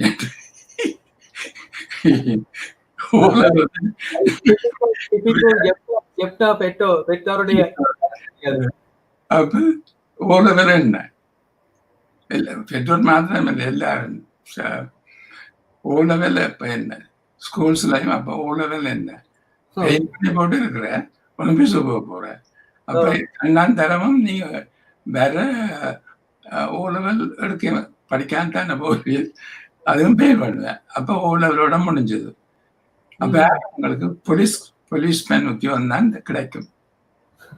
அல்லடா ஆர்மியில சோல்ஜரை தருவாங்க, அங்க உங்களுக்கு சார்ஜெண்டா தருவாங்க. அதுதானே உங்களுக்கு வேணும். இல்லை அப்ப நான் சொன்னேன், இல்லை நான் ஒரு சயின்டிஸ்டா இருக்கணும், யூனிவர்சிட்டியில பிஎஸ்சி ஆவது பாஸ் பண்ணணும். நான் சொன்னேன் அப்ப இப்படியெல்லாம் தெரிஞ்சு கொண்டு ஓலவெல்ல வெயிட் பண்ணேன், என்ன செய்ய போறேன். ஏலவெல்லாம் அப்படித்தான். நான் சென்ட் ஜோசப்ஸ் காலேஜுக்கு போனேன் 54க்கு பிறகு, 54ல. அப்ப A-level ஃபெயில் பண்ண உடனே நான் 2ஆம் தரம் இருக்க வேண்டும் என்றால் அப்ப ஃபாதர் பீட்டர் பிள்ளை சொல்ற நல்ல மனுஷன், அன்பான மனிதன், நல்ல top class man. Father Peter Pillai சொன்னார், அப்ப என்ன செய்ய போற, A-level பாஸ் பண்ணாட்டு, இல்லை நான் பிஎஸ்சி படிக்க வேணும், நான் இன்னும் ஒருக்கா இது எடுப்பேன். ஆனா அப்ப மார்க்ஸை பார்த்துட்டு சொன்னார், பார்க்குற மாதிரி இல்லை, அவர் ஒரு கல்விமான் இல்லை, அவர் என்ன நானும் உனக்கு ஒரு வேலை எடுத்து தர வேண்டும், நீங்க கோச்சா வரலாம், உங்களுக்கு நேஷனல் கோச் ஆகலாம், அல்லாட்டில் நீங்கள் போலீஸ்ல சப் இன்ஸ்பெக்டரா வரலாம், இல்லை ஆர்மியில சேர்ந்துருங்கோ நான் லெப்டினண்டா வரலாம், நான் அதை கதைச்சு ஆக்களோட அதை எடுத்து தரேன். நான் என்ன இல்லை, எனக்கு பிஎஸ்சி எடுத்து படிக்க முடிக்கத்தான் கவர்மெண்ட். நான் ஒலிம்பிக்ஸ் அமெரிக்காவுக்கு போயிருக்க அவருக்கு நல்ல சந்தோஷம். வந்தா பிறகும் முதல் போய் சந்திச்சது அவரை தான். அவர் அப்ப ரெக்டரா இருந்தவர். அப்ப ஸ்கூல் எல்லாத்தையும் கூட்டி கொண்டு அப்ப எல்லாம் பிரைவேட் நேஷனல் ஆக்கிட்டாங்க ஸ்கூல்ஸை. ஆனா சில ஸ்கூல்ஸ் ரொம்ப இருந்தவை இல்லை. சென்ட் பேட்ரிக்ஸோ சென்ட் ஜோசப், சென்ட் தாமஸஸ். இப்போ பார்த்தார் அவங்க காசு ஒன்றும் கொடுக்குற இல்லை. அப்போ எல்லாம் சொன்னார், பாருங்கோ எல்லாம் பெயிண்ட் அடிச்சு காலமாச்சு, எல்லாம் போகுது. ஆனால் நாங்கள் சர்வை பண்ணுவோம்னு ஸ்கூல் முழுதலும் கூட்டி கொண்டு போய் காட்டினவர். அவருக்கு நல்ல சந்தோஷம். சொன்னார், நீ பிஎஸ்சி படிக்கிறன்னு போய் டிகிரி எடுத்துட்ட. அவர் சொன்னார், தனக்கு தெரியும் நீ ஒரு இதை மனதை வச்சு செய்தா நீ அங்க போவாயன்று. ஆனா அவருக்கு இந்த பயம் என்னன்னா, நீங்கள் சாத்தியம் அடையாற்றில் என்ன என்ற அந்த அவரும் அவர் பீட்டர் பிள்ளை, அவர்கிட்ட அண்ணர் எம்எல்ஏஸ் பிள்ளை பிஷப்பா இருந்தவர் யாழ்ப்பாணத்துல. ரெண்டு பேரும் பிரதர்ஸ். அவைகளும் இந்த ஃபாதர் பீட்டர் பிள்ளை தானா Colombo Joseph college, Peter's college எல்லாத்தையும் ஆரம்பித்த பீட்டர் பிள்ளை? அந்த கொழும்புல இருக்க பீட்டர்ஸ் காலேஜ், ஜோசப் காலேஜ்ல எல்லாம் முக்கிய பங்காற்றிய ஃபாதர் இவர் தானா பீட்டர் பிள்ளை? அவர் தான் சென்ட் ஜோசப் காலேஜ் ரெக்டரா இருந்தவர். ஓகே. அவர் University of Colombo council member. அவர் அவர்கிட்ட டிகிரி மேத்ஸ், அங்கே போய் டபுள் மேத்ஸ் ட்ரைப் கோர்ஸ் வந்து ஆக்ஸ்போர்ட்ல எடுத்தவர். ஓகே. அவர் கல்வி மாறண்டா, கல்வி மாத்திரம் இல்லை, நல்ல மனுஷன். இந்த அடுத்ததாக நாங்க பாப்போம், இந்த அனுபவத்தை பகிர்ந்து கொள்ளுங்க. இது என்ன? நான் வந்த மட்டும் அமெரிக்கால இருந்து யூரி காகரின், நான் அந்த ஃபர்ஸ்ட் மேன் இன் ஸ்பேஸ் தானே, ஸ்பட்னிக்கு பிறகு போட்டேன். அப்ப அங்கத்த யாழ்ப்பாணத்துல இருந்தவர் சொல்லிச்சுன்னு, நீ நான் அந்த காலன் பண்றதுல ஒரு ஆள் நான். அப்ப அவ என்னத்தான் முதலாக காலன் பண்ண விட்டு, காலன் பண்ணிக்க படம் இல்லை, இந்த காலன் தெரியுதான் அந்த படத்துல. நான் தான் அந்த ரைட்ல இருக்கிறேன். அப்ப 61, I think it's April 1961. அப்ப இந்த கம்பெனி கொடுத்து ஒரு ஆளை படம் எடுக்க சொன்னேன். 4-5 படம் எடுத்தவர், நான் ஒன்றும் மாணவடைக்கு எடுக்கல. இது 1962. அது இல்லை. இது நீங்க 1962 ஜகார்த்தாவில் எடுத்த படம். அதுல எல்லாரும் அத்லீட்ஸ். நான் தான் அந்த ஒரு பக்கத்துல இருந்து 3வது பார்க்க தெரியுதான உயர்ந்தால் மற்ற நான் தான் சில்வர் மெடல். மற்ற ஒரு கேர்ள் அந்த லெப்ட்ல இருக்கிற ஒரு அவரு பக்கத்துல அவ பிரான்ஸ் மெடல் எடுத்தவா 200 மீட்டர்ஸ்ல. அவ இப்போ ஆஸ்திரேலியாவில் அவ யூனிவர்சிட்டி ஆஃப் சிலோன்ல போய் டிகிரி எடுத்து இந்த ஆஸ்திரேலியாவுக்கு மூவ் பண்ண. அவ சிசி திசுநாயக்கா டிஜியா இருந்தவர், அவற்ற டாக்டர்.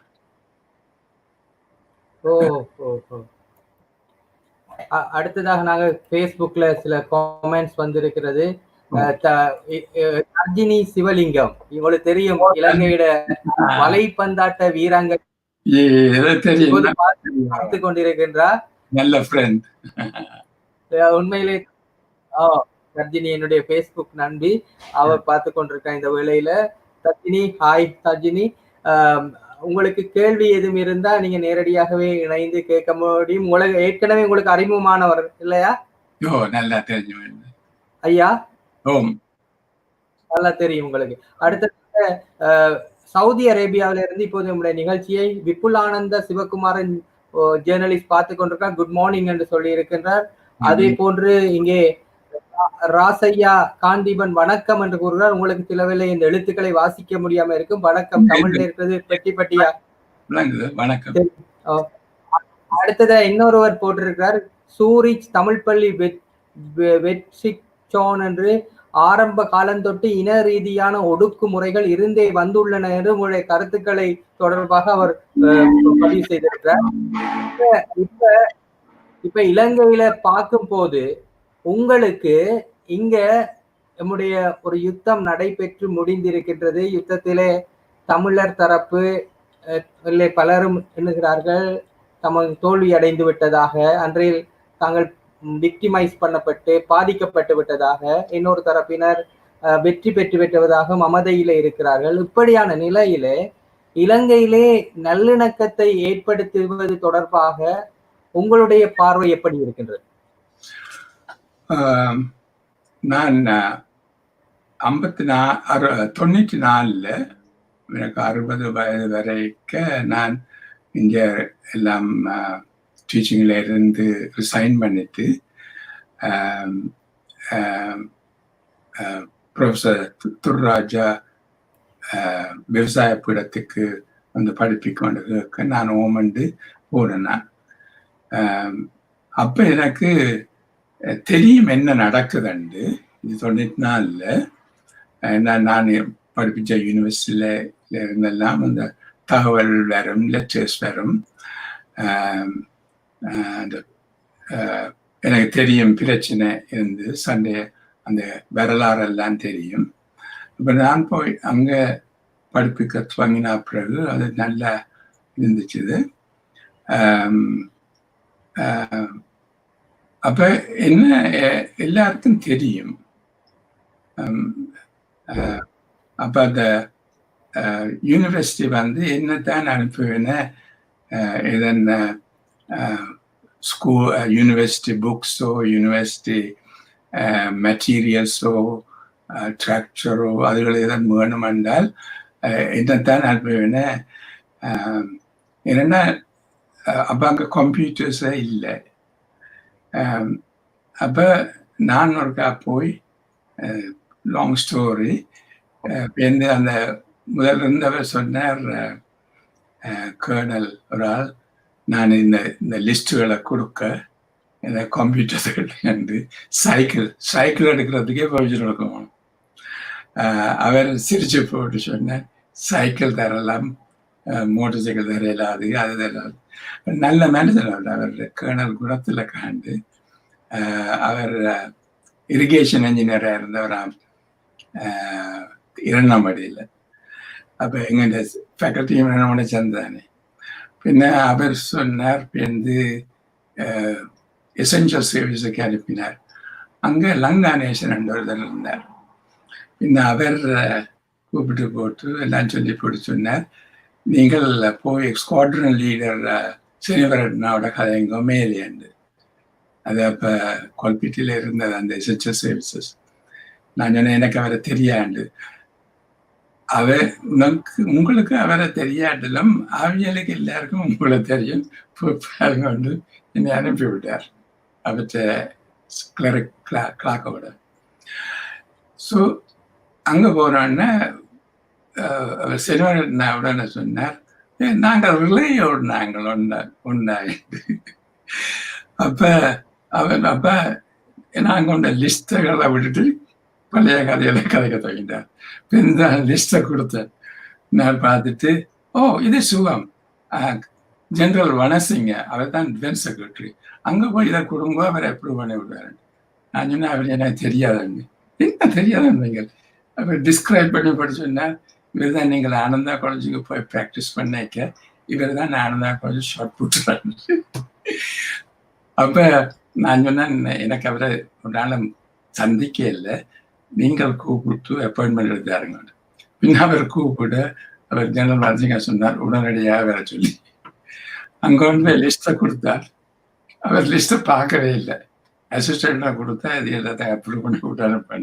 நான் சொன்னேன், இதில் ட்ரக்ஸ் ரோட்டோட்டிலர் இருக்கு, பைசிக்கிள் இருக்கு, கம்ப்யூட்டர் இருக்கு, கம்ப்யூட்டர் ரிப்பேர் மிஷின் எல்லாம். அதெல்லாம் உங்களுக்கு தேவை தானே, மற்ற ஒன்றுதான் கேட்டார், இதை நீங்கள் எல்டிடிக்கு கொடுக்க மாட்டீங்களா? இல்லை இல்லை இல்லை, அதை வந்தால் நான் இல்லைன்னு தான் சொல்லுவேன். சரி என்னோடு அது பிறகு என்ன வேணுமென்றாலும் அவர்கிட்ட போனார், தருவார். அப்ப இன வேறுபாடு ஒன்று, அது ஒரு புறம்பான ஒரு ஒரு ஒரு ஒரு கட்டமைப்பு கட்டுக்குள்ள இருக்குது ஸ்போர்ட்ஸோட.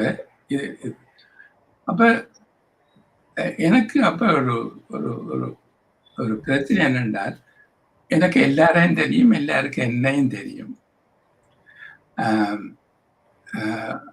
அப்ப யூனிவர்சிட்டிக்குன்னு மற்ற ஸ்கூல்ஸ் எல்லாரும் லிஸ்ட்டை கொண்டு வந்து தருவேன்.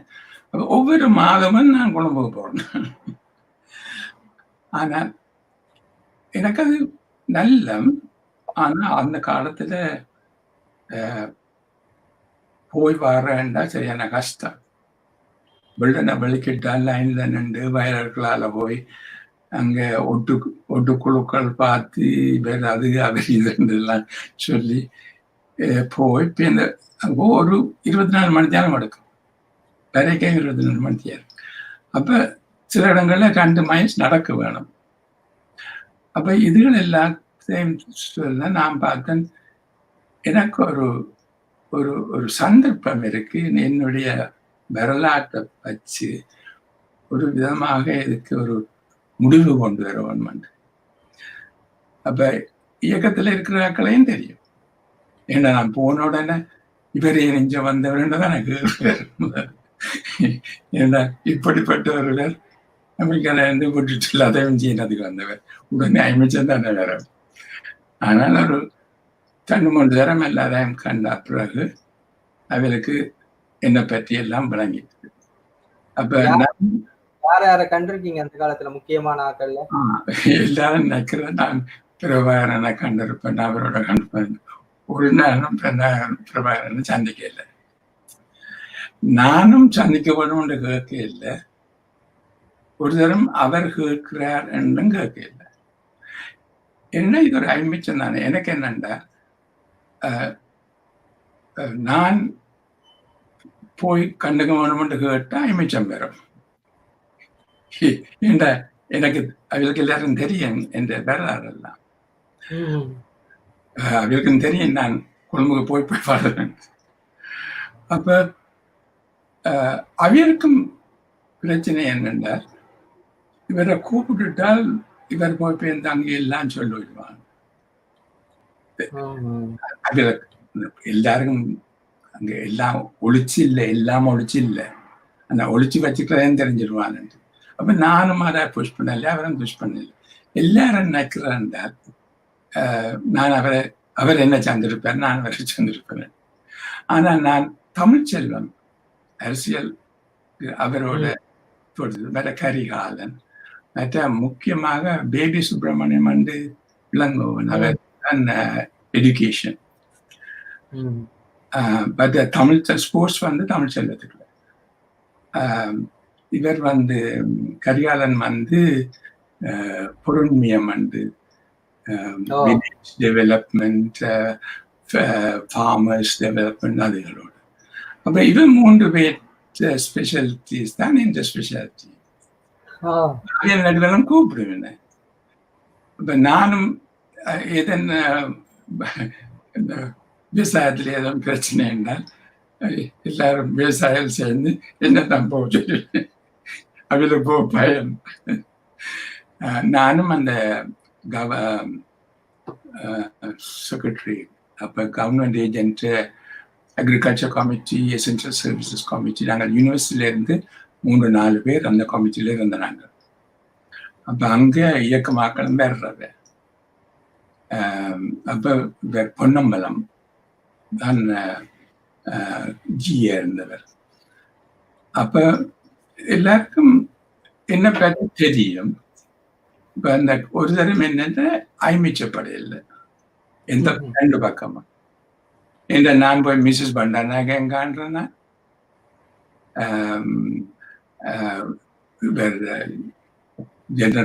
ஜெனரல் வனசிங்கா காண்றான். ஏன்டா அவர் தானே சைன் வைக்க வேணும்.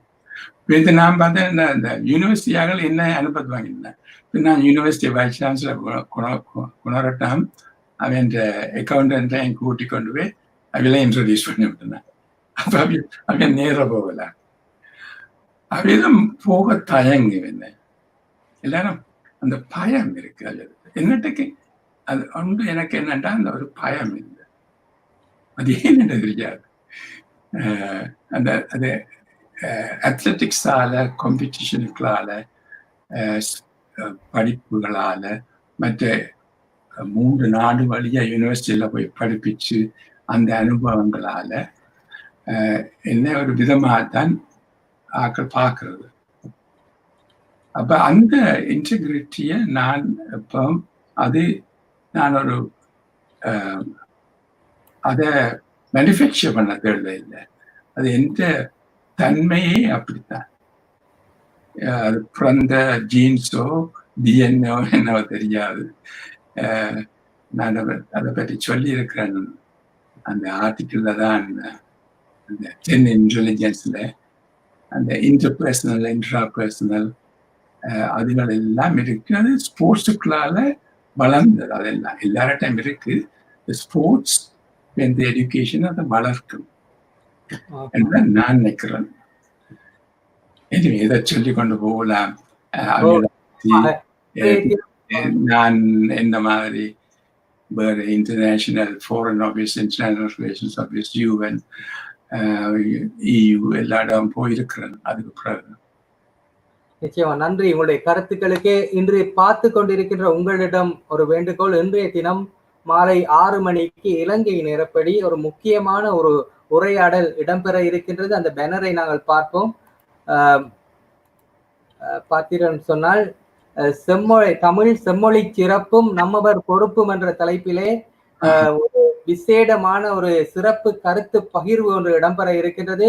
இதிலே தமிழ் அறிஞர்கள் 4 பேர் இணைந்து கொள்ள இருக்கிறார்கள். முனைவர் சுபாஷினி கனகரத்னம் ஜெர்மனியிலிருந்து இணைந்து கொள்கிறார். அவரை தவிர முனைவர் ஜெகநாதன் அரங்கராஜ் அவர்கள், பேராசிரியர் அருணாசலம் சண்முகதாஸ் அவர்கள் யாழ்ப்பாணத்திலிருந்து இணைந்து கொள்கிறார். வழக்கறிஞர் ஆய்வாளர் கௌதம சன்னா அவர்கள் இந்தியாவிலிருந்து இணைந்து கொள்கிறார். எனவே இதனை நீங்கள் மிஸ் பண்ண வேண்டாம். இதனை முக்கியமான ஒரு உரையாடல். செம்மொழி சிறப்பும் நம்மவர் பொறுப்பும் என்ற தலைப்பிலே அண்மையிலே தான் தமிழுக்கு செம்மொழி அந்தஸ்து கிடைத்து 16 ஆண்டு கால அந்த சிறப்பான நினைவு மீள பார்க்கப்பட்டது. ஆனால் கொரோனா காரணமாக பலரும் இந்த செம்மொழி சிறப்பை பற்றி இப்போது பேசவில்லை. எனவே நாங்கள் இதை பற்றி ஒரு விசேடமான நிகழ்ச்சியை இன்று ஏற்பாடு செய்திருக்கிறோம். அனைவரும் இணைந்து கொள்ளுமாறு தாழ்மையாக வேண்டிக் கொள்கிறோம். அடுத்ததாக சில பேஸ்புக் கேள்விகள் வந்திருக்கின்றன, அதனை பார்த்து விடுவோம். பேஸ்புக்கிலே நவம் பிரசாந்தோட கேள்வி, now why northern education struggling at O level என்று ஒரு கேள்வி கேட்டு இருக்கின்றார். உங்களுடைய O level-ஐயும் பார்த்து தான் கேட்டிருக்க. O level ஃபெயில் பண்றவைக்கு தான் தெரியும் O level பற்றி. A level ஃபெயில் பண்றவை பற்றி தான் தெரியும். ஆனா நான் O level பாஸ் பண்ணேன் 3ஆம் தரம்.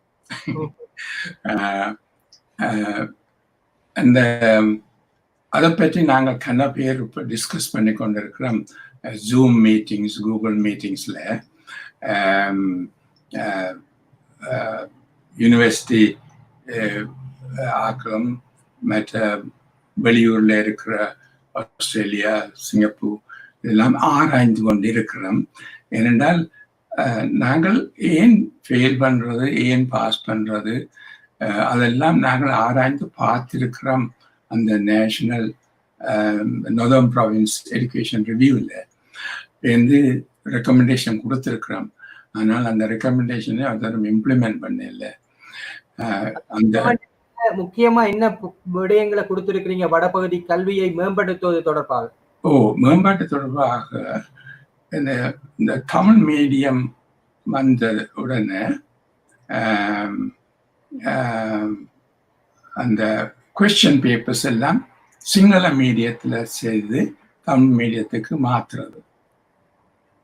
அப்போ அதில் அந்த கருத்துகள் அந்த பிரச்சனை இருக்கு. மற்றது அந்த நாங்கள் படிப்பிக்கிறதும் அந்த சண்ட காலத்துல நான் 97 98 எல்லாம் நேஷனல் ஆவரேஜ் ஓ லெவல் பாஸும் northern province eastern province O level பாஸும் ஒன்று, வித்தியாசம் இல்லை, குறைவில்லை, கூடாமல் இல்லை, குறைவும் இல்லை, கிட்டத்தட்ட. ஆனால் அந்த தமிழ் மொழியில அந்த கொஸ்டின்ஸ் எங்க தமிழ் மொழி தமிழ் லிட்ரேச்சர் அண்ட் தமிழ் லாங்குவேஜில் கிராமரில் ஃபோக்கஸ் பண்ணி கணக்க அந்த கொஸ்டின் பேப்பர்ஸை சரியாக வாசிக்கிறது கஷ்டமா இருக்கு. அப்ப இதுகளுக்கு எல்லாத்துக்கும் ஒரு என்ன மாதிரி நாங்கள் அப்ரோச் பண்ண வேணும்னு பிளான் பண்ணி கொண்டு இருக்கிறோம். ஆனா பிளான் பண்ற ஒன்று இந்த இம்ப்ளிமெண்ட்றது என்ன பண்றோம். அப்ப இப்ப இந்த முறை ஓ லெவல் எல்லாருக்கும் இந்த COVID-19 அண்டபடியால் பிரச்சனை வரப்போகுது, பாஸ் ரேட் எல்லாம் குறையும். ஆனால் அவர் அந்த மார்க்ஸை குறைச்சி அட்ஜஸ்ட் பண்ணுவேன். ஆனால் நாங்கள் அதை சரியாக ஆராய்ந்து இதுல பேரண்ட்ஸுக்கு என்ன மாதிரி ஊக்குவிக்கலாம், ஸ்டூடெண்ட்ஸ் என்ன மாதிரி ஊக்குவிக்கலாம், டீச்சர்ஸ் என்ன மாதிரி ஊக்குவிக்கலாம், என்ன மாதிரி நாங்கள் இப்போ லெசன்ஸுக்களால கூட கொடுக்கலாம். அந்த லெசன்ஸ் 14ஆம் ஆண்டு 2014 நாங்கள் டீச்சர்ஸ் எல்லாத்தையும் ட்ரெயின் பண்ணாங்க.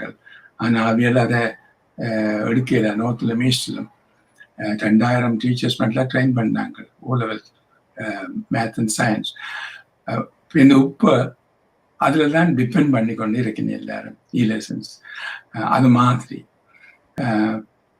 அப்போ நாங்கள் என்ன மாதிரி அந்த ஓ லெவல் ரேட்டை இன்க்ரீஸ் பண்ணுறாண்டால் அடுத்த வருஷம் 2021 நாங்கள் என்ன செய்ய வேண்டும், நாங்கள் எல்லாரும் அதை ஆராய்ந்து கொண்டு இருக்கிறோம். சொல்யூஷன்ஸ் இருக்கு, இம்ப்ளிமெண்டேஷன் தான் இந்த மாதிரி இம்ப்ளிமெண்ட் பண்ணணும். நிச்சயமாக. அடுத்ததாக நாங்கள் ஒரு ஃபேஸ்புக் கமெண்டை பார்க்க இருக்கிறோம். Thirunavukkarasu தயாந்தன், Dr. Edir, you are a great multi-talented inspiration for many youngsters. Would you like to have your own book soon with all your experiences throughout the long path? It will be very useful to us to use as a guide என்று கூறியிருக்கின்றார். உங்களுக்கு புத்தகம் எழுதுற ஏதாவது எண்ணம் இருக்கின்றதா? நல்லா தெரியும், அவரும் ஒரு ஆள் இந்த எங்களோட குரூப்ல. நான் அதை பற்றி முதல் யோசிக்கல. 94 வந்த மூட்டம் பேருந்து நான் கன்சல்டன்ட் தான் இருந்தேன். நான் நார்த் ஈஸ்ட் ஒண்டாரிக்கை ட்ரிங்கமலையில். அப்போ ஒரு ஸ்கூல்ஸ்ல எல்லாம் முஸ்லீம் ஸ்கூல்ஸோ கிறிஸ்டியன் ஸ்கூல்ஸோ சில சிங்களி ஸ்கூல்ஸோ ஒரு இடத்துல எல்லாரும் சொல்லுவேன், உங்களுடைய அனுபவங்களை எப்போ எழுத போறீங்கன்னு. நான் சொன்ன பக்கதியா எழுத போறேன். 94 பக்கம் 98 99 அதுக்கு பிறகு கேட்கிறவ எனக்கு என்ன பிரச்சனை என்றால், எழுதுற என்றால் நாங்கள் நின்று திரும்பி பார்க்க வேணும். என்ன நாங்கள் இப்போ இன்றைக்கு பார்த்த மாதிரி இப்ப பின்னுக்கு திரும்பி பார்த்து கொண்டிருக்க முன்னுக்கு போக இயலாது. அப்ப நான் பார்க்கிறேன் என்றால் போஸ்ட்போன் பண்ணி எங்களோட ஃபேமிலி எல்லாரும் கணக்க படங்கள் கிடக்கு, பிக்சர் புக்காவே அந்த ஸ்டோரி எழுதி விடலாம். நான் நல்லா ட்ரை பண்ணுவேன், நல்லா எல்லாம் செய்வேன். இப்போ கொரோனா இருந்தபடியா கொஞ்சம் கூட எழுதுறது, கொஞ்சம் கொஞ்சமாக அங்கேயும் இஞ்சுமாக எழுதி வச்சிருக்கிற அனுபவங்கள் ரெக்கார்ட் பண்ணியும் வச்சிருக்கிறேன். ஆனால் அந்த எல்லாத்தையும் ஒன்றா போடுறதுக்கு நான் இப்ப செய்யறதுல நிப்பாட்ட வேணும். உங்களுடைய பிள்ளைகளோ யாரோ ஒரு நலன் விரும்பி செய்ய முடியும். அவர் தான் அட்வைஸ் பண்ணி கொண்டிருக்கிறேன். இப்ப எனக்கு இப்போ 85 என்ன ஒரு மாதத்துல 86 வரப்போகுது. நான் இன்னும் கூட விடையில்லாது என்னண்டா விட போக உங்களுக்கு தெரியும் தானே, ஏஜுக்கு பிறகு ஷார்ட் டேர்ம் மெமரி குறைஞ்சு கொண்டு போகும். ஆனால் லாங் டேர்ம் மெமரி இருக்கும். அந்த மெமரி போகணும்னு நான் எழுத வேணும். அப்போ நான் பார்த்தேன் என்றால் இன்னும் ஒரு விசிட் போட போகிறேன் நார்த் அண்ட் ஈஸ்ட்டுக்கு. ஒரு விசிட் இன்னும் ஒரு கதை. ஏன்னா இப்போ ட்ராவல் பண்ணுறதுன்னு கொஞ்சம் கஷ்டம். அப்போ நான் இந்த வருஷம் இந்த மாதம் மெல்பர்ன் தெரியாது, இந்த கோவிட் ட்ராவல் ரெஸ்ட்ரிக்ஷன் முடிஞ்ச உடனே போயிட்டு ஒரு 4 மாதம் 5 மாதம் நின்றுட்டு இந்த O லெவல் A லெவல் இந்த அதுகளை நின்று அதுதான் முக்கியமானது. ஒரு இந்த tie up the loose ends சொல்ற மாதிரி கொடுத்துட்டு மற்றவை எல்லார்ட்டும் நீங்க செய்யுங்கோ, நான் இனி எழுத போறேன் கொண்டிருக்கிறான். அப்ப இந்த வருஷம் கடைசியில நான் எழுத துவங்குவேன். எழுதுறேன் என்ன கிடக்கிற எழுதுன எல்லாத்தையும் உண்டா கொண்டு வந்து, படங்கள் எல்லாத்தையும் உண்டா கொண்டு வந்து ஒரு காப்பியை விட்டுட்டு போனா சரி. உங்களுடைய கதைத்து கொண்டிருக்கும் போதே உங்களுடைய நிறைவுகள், கடந்த கால அனுபவங்கள் எல்லாம் இதனை பல மணித்தியாலங்கள் நீண்டு கதைக்க முடியும். ஏற்கனவே நாங்கள் 1 மணித்தியாலமும் 30 நிமிடங்களையும் கடந்து இந்த உரையாடல் போய்கொண்டிருக்கின்றது. சுவாரஸ்யமாக இருக்கின்றது. இன்னும் பலர் பார்த்து கொண்டிருக்கிறார்கள். இந்த வேளையிலே நான் இன்னும் அதிகமான நேரத்தை எடுக்கவில்லை. இப்போது இலங்கையினுடைய விளையாட்டு துறையை பார்க்கின்ற போது, ஒரு அவுட் சைடராக வெளியிலிருந்து பார்க்கின்ற போது எப்படி நீங்கள் உணர்கின்றீர்கள்? உங்களுடைய இன்டர்வியூ பார்த்து நான் இந்த டென்னிஸ் டெவலப்மெண்ட் ஆளோடு நான் அதை பற்றி உங்களுக்கு கொஞ்சம் சொன்னேன்னா, நேஷனல் ஒலிம்பிக் கமிட்டிக்கும் நான் ஒரு ஒரு ஒரு கமெண்ட் போட்டிருக்கிறேன். அவியலுக்கு அது ப்ரைவேட்டை இந்த மாதிரி வாட்டர் ஸ்போர்ட்ஸை கூட்டலாமெண்டு. அப்போ எங்கள்கிட்ட டேலண்ட் இருக்கு. இப்போ ஸ்விம்மிங், செயிலிங், போட்டிங் என்றால் எல்லாம் வெஸ்டர்ன் ப்ரொவின்ஸுக்குள்ளே இருக்க இயலாது. எங்களுக்கு ஒரு கோஸ்ட் இருக்கு தானே. எல்லா ப்ரொவின்ஸ், சென்ட்ரல் ப்ரொவின்ஸையும் உபாயம் விட மற்ற எல்லாருக்கும் கோஸ்ட் இருக்கு. இப்போ இந்த கோஸ்டல் பிள்ளைகள் தாங்களாகவே ஒவ்வொரு ஆளுக்கும் ஒவ்வொரு டேலண்ட் தரும். சாரி, டேலண்ட் இருக்கு, ஆனால் சந்தர்ப்பம் இல்லை ட்ரெயின் பண்றதுக்கு, மற்ற அந்த ஊக்குவிக்கிறதுக்கு.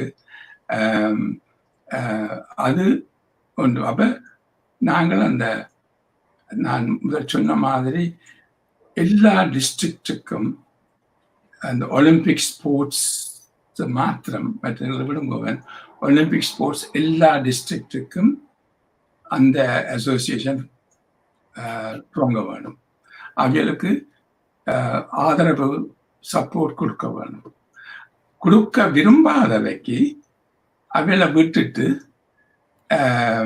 அவைகளை என்ஓசியில இருந்தே நானா இருந்தால் நீங்கள் விட்டுட்டு போங்கன்னு சொல்லிடுவேன். அப்ப 25 டிஸ்ட்ரிக்ட் இருக்கு. அப்ப எத்தனை டிஸ்ட்ரிக்ட்ல அவையல் ஃபங்க்ஷன் பண்ண வேணும் நேஷனல் ஒலிம்பிக் கமிட்டிக்கு மெம்பரா வர்றதுக்கு? அந்த கொண்டிஷனை முதல் போட வேணும். நேஷனல் ஒலிம்பிக் கமிட்டி அந்த கண்டிஷனை தாங்களாகவே போட வேணும்.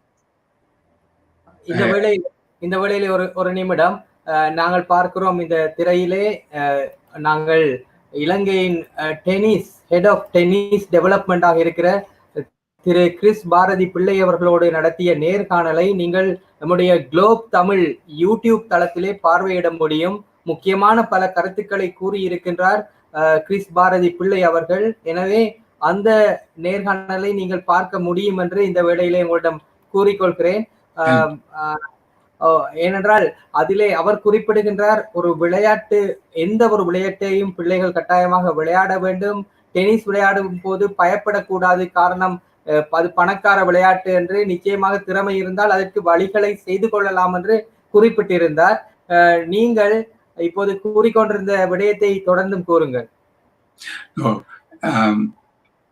என்னுடைய அது ஒரு கருத்து. அதை டிபேட் பண்ண வேணும், அதுக்கு வசதிகள் இருக்கோ என்று. ஒன்று ஒரு கான்செப்ட் இருக்கு. இப்போ நான் உங்களுக்கு சொன்ன மாதிரி நான் எல்லா விளையாட்டிலும் விளையாடினேன். அந்த ஸ்கூல்ஸில் விளையாடுற விளையாட்டுகள் எல்லாம் வாலிபாலும் செய்திருக்கிறேன், பாஸ்கெட் பாலும் செய்திருக்கிறேன். அப்போ டென்னிஸும் விளையாடுறேன். நான் டென்னிஸ் கோச் ஆயும் இருக்கிறேன் யூனிவர்சிட்டி வழியாக. கிரிக்கெட் நீங்கள் ஒரு படம் காட்டினீங்க. Played for Sierra Leone. I was vice captain. Commonwealth team, இவர் Jeff Arnold, Tony Greig, Mickey Stewart, Mike Dennis அவரோட விளையாடி இருக்கிறேன். இந்த படமா? அந்த நான் ஒரு கரையில நிக்கிறேன். எனக்கு இருக்கிற காமினி அவர் கிரிக்கெட்டர். மற்ற இந்த கடைசி பக்கத்துல இருக்கிறவர் டெனிஸ், மைக் டெனிஸ். மேலே ஷோ அண்டவு எல்லாரும் இங்கிலாண்ட கேப்டன் பண்ணிடுறவங்க பேர்.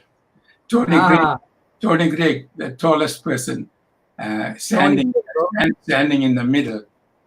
Okay, yes, Tony Greig. இவ எல்லாரும் நான் ஓப்பன் பண்ணேன். Mike Dennis, Ibadulla basket opening batter, and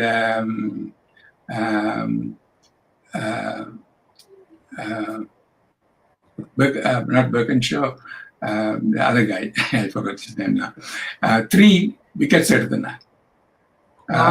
நான் எல்லாமாக ஒரு எண்டை கீப் பண்ணேன். 32 overs, 80 runs, 3 wickets. Less than 3 runs an over கொடுத்தேன் நான் 32 overs இன்டர்நேஷனல் டீமோட. அப்போ எனக்கு என்ன 1960 எனக்கு 34 years old. நான் கிரிக்கெட் வைஸ் கேப்டனாக இருந்த சியரா லியோன் எனக்கு 40 மட்டும் விளையாடுவேன். அப்போ ஃபிட்டாக இருந்தால் 35-40 மட்டும் விளையாடலாம். அப்போ எல்லா ஸ்போர்ட்ஸ் ஒரு ஸ்கூல்ஸில் ஒரு கிரிக்கெட்டாக உடனடியாக ஸ்பெஷலைஸ் பண்ணப்படாது. டென்னிஸிலும் உடனடியாக ஸ்பெஷலைஸ் பண்ணப்படாது. அதுகளை விளையாட வேணும். 7 மணி நேரம் இடம் சந்தர்ப்பம் கிடைச்சா, ஃபெசிலிட்டிஸ் கிடைச்சா அதை விளையாட வேணும். இந்த எல்லாரும் அத்லீட்ஸோ கிரிக்கெட்டரோ வரமுன்னுக்கு எல்லாத்தையும் விளையாடினால் ஒவ்வொரு விளையாட்டுல நுட்பங்களும் അതിൻ്റെ സ്ട്രാറ്റജീസ് അതിൻ്റെ அதில் இருந்து நாங்கள் என்ன பாடம் படிக்கிற எல்லாம் காம்படிஷன்லையோ பர்சனல்லையோ டெக்னிக் வைஸோ எல்லாம் வந்து வித்தியாசமானது. ஆனால் எல்லாம் வந்து எந்த ஸ்போர்ட்ஸில் நாங்கள் பேர்ந்து ஸ்பெஷலைஸ் பண்ணுறோமோ அது இந்த அனுபவங்கள் எல்லாம் அதில் ஹெல்ப் பண்ணும். நான் டென்னிஸ் விளையாடினா டென்னிஸ் கோச் பண்ணுறேன். நான் இந்த யூனிவர்சிட்டி வழியை ஒவ்வொரு ஸ்டூடெண்ட்டும் 15 வீக்ஸில் அவ 4 ஸ்போர்ட்ஸ் எடுக்க வேணும். அவ கிராஜுவேட் பண்ண முன்னுக்கு. அப்ப எல்லாருக்கும் கிராஜுவேட் பண்ணணும்னா ஒரு ஸ்போர்ட்ஸ் இருக்கு விளையாடுறதுக்கு. அப்ப இந்த அனுபவங்கள் இப்ப நான் கோல்ஃப் விளையாடினேன்னா இப்போ கோல்ஃப் தான் விளையாடலாம், டென்னிஸ் விளையாட இல்லாது. டென்னிஸ் விளையாடினேன்னா அப்ப அதுல இருந்து வர அனுபவங்கள் அவரெல்லாம் மெக்கன்ரோ, கார்னர்ஸ், ஆதராஷ் அவரை பற்றி கதைச்சவர். இப்போ நாங்கள் சின்ன நேரம் கேட்க கென் ரோஸ்பால், லூஹோட் அவியலும் டென்னிஸ். அப்போ நான் டென்னிஸ் மேட்ச்ண்டா டிவிக்கு வந்துதான், கோல்ஃப் வந்தா இன்றைக்கு இப்போ கோல்ஃப் வாங்கிட்டது டிவிக்கு கொஞ்சம். இப்போ போய் கோல்ஃப் விளையாடலைன்னா எல்லாம் க்ளோஸ்ட். அப்போ நாங்கள் 40 வயது வந்த பிறகும் ஸ்போர்ட்ஸில் இருந்தால் அதை ப்ராக்டிஸ் பண்ணிக்கொண்டு இருக்கலாம். டென்னிஸ் எல்லாம் 70-80 வயது மட்டும் விளையாடலாம். ஆனால் காம்படிட்டிவ் இல்லை. காம்படிட்டிவ் 35-40 எல்லாம் முடிச்சு 38 வயதும் விளையாடுறாங்க. இப்ப ரோஜர் ஃபெடரர் எல்லாம் 38லயும் விளையாடுறாரு. இப்ப காசு இருக்கு, ஆனா காசு இல்லாட்டும் கண்ட பேர் இந்த ஒவ்வொரு ஸ்கூல்ஸ்லும் பாருங்க, இது அமெரிக்கா, ஒவ்வொரு ஹை ஸ்கூல்ல எந்த ஹை ஸ்கூல் எடுத்தாலும் 5-6 டென்னிஸ் கோர்ட்ஸ் இருக்கு, ஒரு ஜிம்னேசியம் இருக்கு, பேஸ்பால் ஃபீல்டு இருக்கு, ஸ்போர்ட்ஸ் அமெரிக்கன் ஃபுட்பால் ஃபீல்டு இருக்கு. ஒவ்வொரு ஹை ஸ்கூல்லையும் சிந்தட்டிக் ட்ராக் இருக்கு. சுதந்திரிக்கா மஞ்சுளா வந்து ட்ரெயின் பண்ணிக்க ஸ்கூல்ஸ் வந்து இந்த பிள்ளைகள் போன ஸ்கூல் 5 minutes வாக்கிங். நீங்க கூறின போதியா சுசந்திகா ஜெயசிங்க இலங்கைக்காக சில்வர் மெடல் எடுத்து கொடுத்த சுசந்திகா ஜெயசிங்க போன்றவர்கள் எல்லாம் நீங்க அவங்களை அழைத்து உங்களோட வீட்டுல தங்க வைத்து அவங்கள வந்து பயிற்சியை கொடுத்து அனுப்பி இருக்கிறீங்க அவங்களோட மேம்பாடுறதுக்காக. இப்ப எங்களுக்கு சொல்லுங்க, சுசந்திகா வந்து ஒரு காலகட்டத்துக்கு பிறகு அவங்கள இலங்கையில ஸ்போர்ட்ஸ் ஒலிம்பிக் கமிட்டி அவங்கள நிராகரிச்சிட்டு அல்லது அவங்கள ஒதுக்கி விட்டுட்டாங்க இல்லையா? அப்பேக்குல நீங்க எப்படி அவங்க சப்போர்ட் பண்ணீங்க அவங்களுக்கு? அப்ப 30 வயது வந்த உடனே எல்லாரும் அங்க கை கழுவி விட்டுறானே. 30 ஸ்ரீலங்கால ஓல்டு நினைக்கிறது ஸ்போர்ட்ஸ். என்னையும் அப்படித்தான் நினைச்சவங்க. 62 எனக்கு 28 வயது இருக்கே ஓவர் த ஹில் என்ன மாதிரி.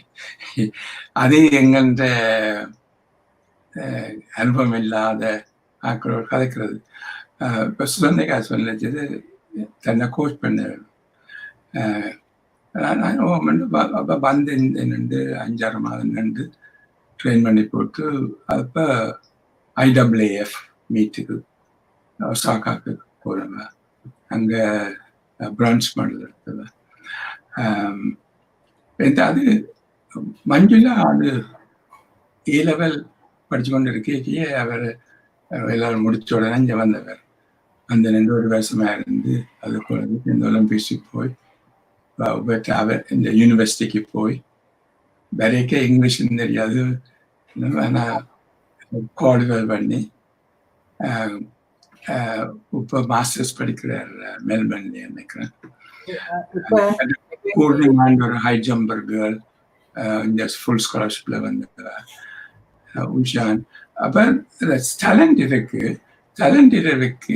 இங்க எனக்கு பிள்ளைகள் வீட்டு இல்லை தானே, ரூம் இருக்கு நிற்கிறதுக்கு. அப்ப எனக்கும் டைம் இருக்கு. வைஃபும் இப்போ ரிட்டையர் தானே, டீச்சிங்ல இருந்தவா, டீச் பண்ணி கொண்டு இருந்தவா. இப்போ 2 வருஷம் ரிட்டையர் பண்ணி இங்க ரிட்டையர்மெண்ட் ஏஜ் இல்லை. அப்ப 74 வயது மட்டும் அவ டீச் பண்ணவ. இப்ப எனக்கு கூறுங்க, இப்ப நிறைய பிள்ளைகளுக்கு வந்து விளையாட்டை எடுத்தா எல்லாரும் நினைக்கிறது விளையாட்டு எடுத்தா எதிர்காலம் இல்லை என்ற மாதிரி தான் இலங்கையில இருக்கிற குறிப்பாக தமிழ் பெற்றோருடைய நிலைப்பாடு. பலருடைய போது இவன் உருப்பட மாட்டான், விளையாடுறான், போய் முடிந்த மாதிரி கூறுவாங்க. நீங்க கூறுங்க, விளையாட்டுக்கு உலக அளவில என்னென்ன வாய்ப்பு, ஸ்காலர்ஷிப்ஸ் எல்லாம் எப்படி இருக்குது வெளிநாட்டுல போய் படிக்கிறதுக்கு, அதை பற்றி கொஞ்சம் கூறுங்க. இவர் டென்னிஸ் கோச் சொன்னது தானே கொஞ்சம். அது என்னென்றால் இந்த யூனிவர்சிட்டிஸ் இந்திய ஸ்போர்ட்ஸ் எல்லா ஸ்போர்ட்ஸும் இருக்கு. Women as well as men sports, எல்லா ஸ்போர்ட்ஸிலும் காம்படிஷன் நடக்கிறது. அப்ப ஒன்று என்னென்றால் அந்த காம்படிஷனுக்கு அவன்ற கான்ஃபரன்ஸ் இருக்கு. இந்த கான்ஃபரன்ஸுக்குள்ள ஃபர்ஸ்ட், செகண்ட், தேர்டா வர தக்கினவ இந்த ஸ்போர்ட்ஸ்ல இருந்தாலும் அவருக்கு ஒரு ஸ்காலர்ஷிப் கொடுப்பாங்க. ஃபுல் ஸ்காலர்ஷிப் அல்ல ஹாஃப் ஸ்காலர்ஷிப் அல்ல டியூஷனும் ஒர்க் எல்லாம் போடுவாங்க. நான் ஃபர்ஸ்ட் 2 years அப்படித்தான் நானும் வந்தேன். இப்ப எல்லாம் ஃபுல் ஸ்காலர்ஷிப் கிடைக்கும். Manjula full scholarship $55,000 per year தேர்ல. ஆண்டு இப்போ ஹை ஜம்பர் ஸ்ரீலங்கா வந்து அவ ஃபுல் ஸ்காலர்ஷிப்ல படிக்கிறான். மஞ்சுளாவும் அப்படித்தான் வந்தேன். டென்னிஸிலும் அந்த டேலண்ட் இருந்து டேலண்ட் டெமான்ஸ்ட்ரேட் பண்ணி அந்த பெர்ஃபார்மன்ஸ் லெவல் டென்னிஸ்ல அசஸ் பண்ணவனும் தானே ப்ரொஃபஷனல்ஸ். ஹை ஜம்ப் அத்லெட்டிக்ஸ்ல ஏதாச்சும் இம்மளா வாஞ்சா இந்த பிளேஸ் கிடைக்கும். டென்னிஸ்லயே அப்படி இருக்காங்க. அப்ப அங்க அதை ரெக்கமெண்ட் பண்ணி ஸ்காலர்ஷிப் எடுக்கலாம். ஃபுல் ஸ்காலர்ஷிப் இல்லை ஹாஃப் ஸ்காலர்ஷிப் அப்படி. ஆனால் ட்ராவல் பே பண்ண வேணும், ஸ்ரீலங்கா பே பண்ணணும். இந்த வந்த எல்லாருக்கும் ஸ்ரீலங்கா அத்லெட்டிக் அசோசியேஷன் பே பண்ணணும் அவங்க ட்ராவல். மற்ற எல்லாம் அவையிலே பார்த்து கொண்டு மற்ற மிச்சம் முடிச்சு சில பேர் தகுந்த ஃபேமிலி குறைஞ்ச வேலையெல்லாம் இருக்கிறவைக்கு வீட்டு அனுப்புறாங்க. அப்ப சந்தர்ப்பம் இருக்கு. மற்ற இந்திய என்னென்றால் ஹைஸ்கூல்ஸ்லயே நான் அதை சொல்லி இருக்கிறேன் அந்த ஆர்டிக்கிள்ல, நீங்கள் ஒரு சி ஆவரேஜ் எடுக்கவும் ஹைஸ்கூல்ல அது இல்லாத யூனிவர்சிட்டி போக இயலாது, ஸ்காலர்ஷிப்பும் எடுக்க இயலாது, இன்எலிஜிபிள். யூனிவர்சிட்டியிலையும் ஒவ்வொரு செமஸ்டரும் சி எடுத்தா தான் அடுத்த செமஸ்டர் நீங்கள் அந்த ஸ்போர்ட்ஸ்ல பார்ட்டிசிபேட் பண்ணலாம் யூனிவர்சிட்டிக்கு. அப்ப எந்த வழியாக்களுக்கு நாங்கள் ஒரு ஃபோக்கஸ்ட் ஆன் இந்த sports, high jump, what ever sports, எங்களுக்கு அப்ப தெரியும் நான் இதுல சி எடுக்காட்டில் பாயலாது. அப்ப நாங்கள் அந்த டைமை கொடுத்து கட்டாயம் பெறுவோம். அந்த ஒன்று சயின்டிஃபிக்கா நீங்கள் பார்த்தால்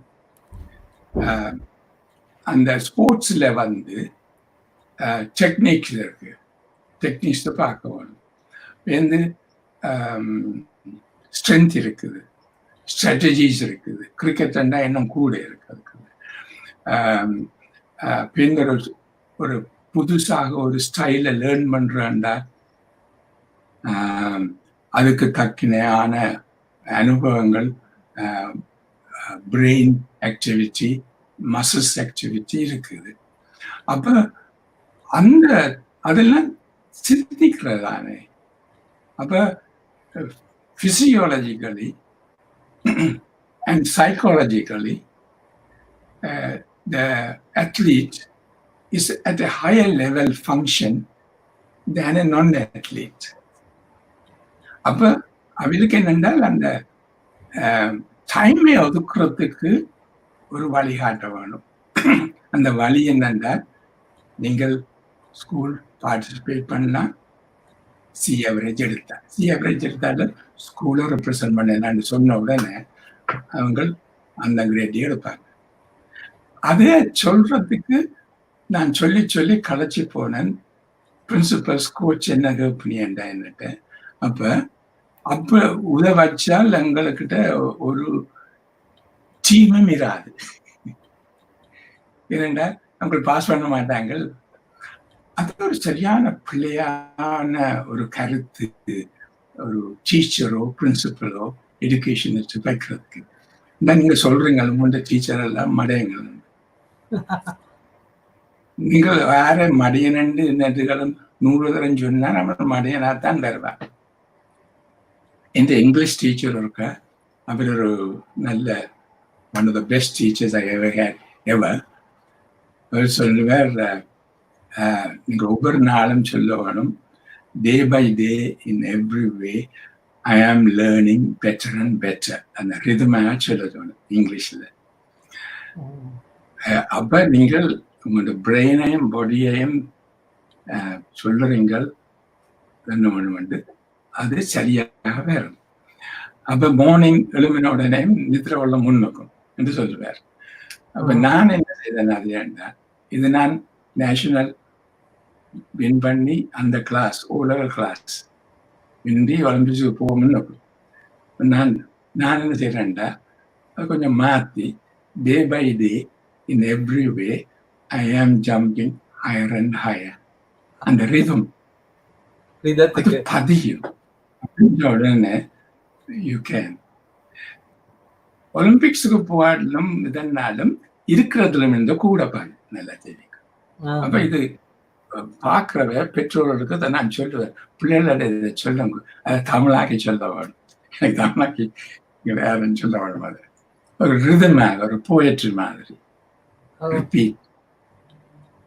அது சொன்ன பிறகு அந்த brain is thinking and working. நாங்கள் நித்திர உள்ளிக்கிறோம். ஸோ அது இப்படி கணக்கா கிடக்கு கணக்கா இதுகளெல்லாம் எழுத வேணும்னு சொல்ல போறீங்க. ஆமா, நீங்க கட்டாயமா எழுதணும். ஏன்னா இப்பதான் நீங்க கையாலேயே எழுத தேவையில்ல, கூகுள் வாய்ஸ் டைப்பிங் எல்லாம் வந்துட்டு நீங்க பேசும்போதே எல்லாத்தையும் ரெக்கார்ட் பண்ணி இதாயிரும். அப்ப நீங்க அந்த டெக்னிக்கை மட்டும் அப்டேட் பண்ணிக்கொண்டா நிச்சயமா செய்ய முடியும். அடுத்ததாக பேஸ்புக்ல கேள்வி இருக்கு. அந்த கேள்விகளை பார்த்த பிறகு நாங்க இது 2 மணி நேரத்தை நெருங்குறபடியா இன்னும் நீண்டா மக்கள் எல்லாம் போயிருவாங்க. எனவே பார்ப்போம். அடுத்ததாக மகேந்திரன் ஐங்கரனுடைய கேள்வி, உங்கள் வெற்றிக்கு உறுதுணையாகவும் உந்துகோலாகவும் இருந்தவர்கள் யார்? விளையாட்டு வசதிகள் மிகவும் குறைந்த அந்த காலத்தில் விளையாட்டில் ஆர்வம் வர என்ன காரணம் என்று அவருடைய கேள்வி இருக்கிறது. விளையாட்டுல ஏஜ் குரூப் எனக்கு கூட கொஞ்சம் மூத்த ஏஜ் குரூப்பும் சரியான இன்ஃப்ளூயன்ஸ் இருக்கு. எங்கள்ட ஃபேமிலியிலே நம்மளை என்கரேஜ்மெண்ட் இல்லை. ஆனா ஒன்று ரூல் இருக்கு போட்டவ 6 மணிக்கு வீட்டை வந்துடுவானும், அண்டா 2 மணிக்கு வீட்டை வந்துடுவானும். குளிச்சுட்டு சாப்பிட்டுட்டு படிச்சுட்டு சாப்பிட்டுட்டு விளையாடணும். வெள்ளனை 5 மணிக்கு கிளம்பணும். 4:30 மணிக்கு எல்லாம் இருக்கும், 5 மணிக்கு கிளம்பில்ல, கொஞ்சம் படிக்க வேணும். அந்த ரூல் இருந்தது, அந்த ரூல் தேர்ந்த. அப்ப விளையாட்டுக்கு உங்களோட சேர்ந்த அந்த ஏஜ் குரூப் அவைய தன்மைகள், அவைய காம்படிஷன் லெவல், அவைய என்கரேஜ்மெண்ட் தேர்ந்த. வந்து ஃபேமிலியும் அதை விட வேணும். போகாத டியூஷனுக்கு போ, இந்த காலத்துல டியூஷனுக்கு எல்லாம் போகணும், டியூஷனுக்கு போ, இந்த டியூஷனை எல்லாம் விட்டுட்டு வேணும். நான் எத்தனை தரம் சொல்லி போட்டு அந்த அந்த ரிசர்ச் ரிவ்யூலையும் போட்டிருக்கு. ஸ்கூல்ல நல்ல சேர்ல இருந்து நல்ல இதாக இருந்து எல்லாம் படிக்கின காசு கொடுக்காமல் நாங்க டியூஷன் ஒரு கொட்டிற்குள்ள போயிருந்து கொண்டு வாங்கல இருந்து கொண்டு ஒரு சின்ன வாங்கல 5-6 பேர் இருந்து கொண்டு ஒரு ஹாலுக்குள்ள 200 பேர் இருந்து கொண்டு காசு கொடுத்து படிக்கிறாங்க. அந்த பிள்ளைகள் பாஸ் பண்றது அதால தானோன்னு இன்னும் ஒரு புள்ளி விவரம் இல்லை. அப்ப எனக்கு என்ன விருப்பம் பண்ண ஒரு ரிசர்ச் செய்யறது, கொஞ்சம் பேர் எடுத்து நீங்கள் டியூஷன் செய்யாத படிங்க, கொஞ்சம் பேர் அங்க போகட்டுக்கு. அப்ப அதை பார்த்து ஒரு நல்ல ஒரு ஆய்வு செய்து இதை காட்ட வேணும் மக்களுக்கு. அது என்னன்னா, நான் அந்த ஒரு ஸ்டடி செய்ததுல அது நினைக்கிறேன்டா, மற்ற எல்லாரும் போறாங்க, நானும் போவாட்டு, நான் பின்தாங்கிடுவேன். அந்த பையன் தான் நிறைய பேர் நல்ல ஒரு அப்ப மற்றது அங்க போனால் தான் ஃப்ரெண்ட்ஸ் எடுக்கலாம், டீச்சர்ஸ் எல்லாம் நல்ல கதைப்பாங்களா, அப்படி இப்படி எல்லாம். அது ஒரு சோஷியல் இதா வந்துட்டுது. இப்போ அது ஒரு பதிஞ்சிட்டுது. அது இல்லாட்டில் நான் பே பண்ண அதுக்கு நாங்கள் மேட்ச் ஒன்று பார்க்க வேணும். டீச்சர்ஸும் ஸ்கூல் முடிஞ்ச உடனே அந்த நேஷனல் ஸ்கூல் எல்லாம் பிடிச்ச உடனே எழும்பி ஓடுவாங்களப்பா.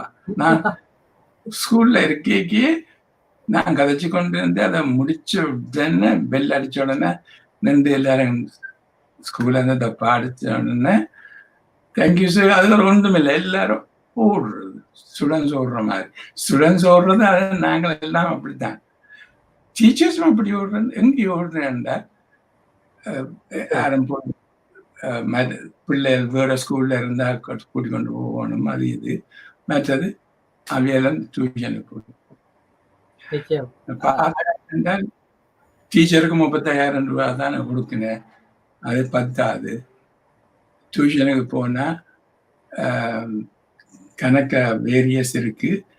ஒரு 100,000 rupees ஏர்ன் பண்ணலாம் ஒரு மாதத்துக்கு, குறைஞ்சது. நான் இதை ஓடுறத வைத்த கேட்டேன். உங்களுடைய கருத்துக்களுக்கு பார்த்து கொண்டிருக்கின்ற உங்களிடமும் இந்த கருத்துக்கள் பதியும் என்று நினைக்கின்றேன். அடுத்ததாக 2 கேள்விகள் இருக்கின்றன. கடைசியாக இன்றைய தினம் நாங்கள் இந்த நீண்ட நேர்காணலுக்கு விடை கொடுப்பதற்கு நண்பர் ரசூல் கேட்டிருக்கின்றார். ஒரு ஊடகவியலாளர் கண்டியில் இருந்து KM Rasool, is there any specific reason for still tennis could not be promoted in northern schools as a sport அப்படின்னு கேட்டிருக்கிறார். நான் நினைக்கிறேன் இந்த கேள்விக்கு பதிலை நாங்கள் ஏற்கனவே ஹெட் ஆஃப் டென்னிஸ் வழங்கி இருக்கின்றார். இருந்தாலும் உங்களுடைய ஏதாவது அவதானிப்புகள் இருக்கின்றதா இந்த கேள்வி தொடர்பாக? ஓகே, நானும் ஒரு டென்னிஸ் பிளேயர், டென்னிஸ் கோச்சா இருந்தேன். நான் அதான் சொல்றேன், நொதம் ப்ராவின்ஸ்ல இப்போ கிட்டல தான் சென்ட் ஜான்ஸ் காலேஜில் ஐ திங்க் ஒரு ஆர்கனைசேஷன் ஸ்பான்சர் பண்ணி ஒரு கோர்ட் இருக்குது, விளையாடி கொண்டிருக்கிறேன். சென்ட்ரல் காலேஜில் நான் போன இடத்துல டீச்சர்ஸ் தான் ஒரு கிளே கோர்ட்டில் விளையாடி கொண்டிருக்கிறேன். டீச்சர்ஸ் தான், சில வேளையில் 2-3 ஸ்டூடெண்ட்ஸ். இப்போ ஜப்னா லைப்ரரியில் இருக்கிற இடத்துல ஒரு டென்னிஸ் கோர்ட், 2 டென்னிஸ் கோர்ட் இருந்தது டென்னிஸ் கிளப்போட. அது இப்போ இல்லை. அப்போ இவர் பிரசூடியன் டென்னிஸ் பிளேயராக வந்துச்சுன்னு கொழும்புல எல்லாம் அவர் ஏஷியன் கேம்ஸுக்கும் வந்தவர். அவையெல்லாம் அங்கே துவங்கினவர். நான் ஒருக்கா 2 தரம் போய் விளையாடினேன். ஆனால் நான் விளையாடினது இந்த யூனிவர்சிட்டி கலிஃபோர்னியாவுக்கு வந்த பிறகு ஒரு ஃபிசிக்கல் எஜுகேஷன் கிளாஸில் டென்னிஸ் கிளாஸ் எடுத்தேன். நான் அதில் இருந்தால் எனக்கு அந்த ஆர்வம் வந்தது. எனக்கு வந்து கொஞ்சம் டேலண்ட் இருந்தது. ஆனால் அதில் ஸ்பெஷலைஸ் பண்ணுறதுக்கு நேரம் யங் துவங்கணும், சின்ன. அப்போ இந்த நொதம் ப்ராவின்ஸில் இப்போ எனக்கு தெரிஞ்சது, ஐ திங்க் சென்ட் பேட்ரிக்ஸில் ஒன்று இருக்காக்கும், ஒரு சர்வே செய்ய வேணும் எங்கே டென்னிஸ் கோர்ட் இருக்குண்டு. அப்போ இந்த காலத்தில் கிளே கோர்ட்டுகளில் இல்லை, என்னால் மெயின்டைன் பண்ணுற கஷ்டம். சிந்தட்டிக் கோர்ட் ஒன்று யாரும் ஸ்பான்சர் பண்ணணும். ஸ்கூல்ஸ்களே காசு இல்லை அதை எடுத்து போடுறதுக்கு. அல்லாட்டும் கவர்மெண்ட்டாக ஸ்போர்ட்ஸ் மினிஸ்ட்ரிகளால் ஸ்போர்ட்ஸ் வந்து ஃபுல்லி டிவால்வ் சப்ஜெக்ட் ப்ரொவின்ஸுக்கு. அப்போ இந்த ப்ரொவின்ஸே அதுக்கு ஃபண்ட் எடுத்து இந்த இடத்துல போடலாம் டென்னிஸ் சென்டர்ஸ். ஒவ்வொரு ஸ்கூலுக்கும் கொடுக்க கட்டாது. வந்து பால்ஸ் தருது எல்லாம். பழைய பால் விளையாடனா நான் புது பால் தருது. அதை ப்ராக்டிஸ் பண்ணுறேன்டா ஒரு 50-60 பால்ஸ் இருக்க வேணும். சர்வ் பண்ணுறது, 2 ப்ராக்டிஸ் பண்ணுறது, விளையாட்டில் ரேலி பண்ணுறதுக்கு. எங்களோட காலத்தில் சியராலியோன்ல ஒரு ஹாஃப் வால் இருந்தது, 3/4 வால் டென்னிஸ் லைனோட. அப்போ நாங்கள் அதில் அடித்து அதை திரும்பி வரோம், அப்படி பழையது. அப்போ இருக்கு, டேலண்ட் இருக்கு, அதில் கூட பிரச்சனை இல்லை. ஆனால் எங்கே வச்சு அந்த சின்ன இருந்து வாங்க வேணும். சில ஆட்கள் ஒரு 14, 15, 16 வயதிலிருந்து வாங்கலாம். ஆனால் 7-8 வயதில் நல்லா. இப்போ எல்லாம் டேபிள் டென்னிஸ் விளையாடுற பிள்ளையர், அது சீப்பு, எல்லா ஸ்கூல்ஸும் இருக்கு. பேட்மிண்டன் சில இடங்கள்ல இருக்கு, கணக்கு இடங்கள்ல. இப்போ டேபிள் டென்னிஸ் விளையாடுற மாதிரி பேடல் டென்னிஸ் துவங்கலாம். அந்த ஸ்கூல்ஸ் லோவர் கிளாஸஸ் வெளியே ஸ்கூல்ஸில் தான் துவங்கணும். ஆனா ஸ்கூல்ஸ்ல இருந்தா ஒரு ஸ்கூலுக்கு கொடுத்தா மற்ற ஸ்கூலுக்கு கொடுக்கலாம் இருக்கலாது. அப்ப ஒரு கொஞ்சம் ஸ்கூல்ஸுக்கு ஒரு இடம் எடுத்து டென்னிஸ் சென்டர் அவங்களுக்கு டைம் கொடுக்க வேணும். இந்தந்த டைம்ல நீங்கள் வர வேணும். அவுட் சைட் ஆக்களுக்கும் கொடுக்கலாம். ஆனா வெரி எக்ஸ்பென்சிவ் ஸ்போர்ட்ஸ். ஆனால் டென்னிஸ் டேலண்ட் இருக்கு. எங்களுடைய பெர்னார்ட் பின்டோ அவரும் வந்தவர். அவையெல்லாம் ஏசியன் கேம்ஸ்ல ரோபர்ட் பெர்டினன்ஸ் அவையெல்லாம் எடுத்திருக்கிற பிளேஸ் மெடல்ஸ் எடுத்திருக்கிறேன். அந்த பிரான்ஸ் சில்வர் மட்டும் எடுத்திருக்கிறேன். எனக்கு அவையெல்லாம் நல்லா தெரியும்.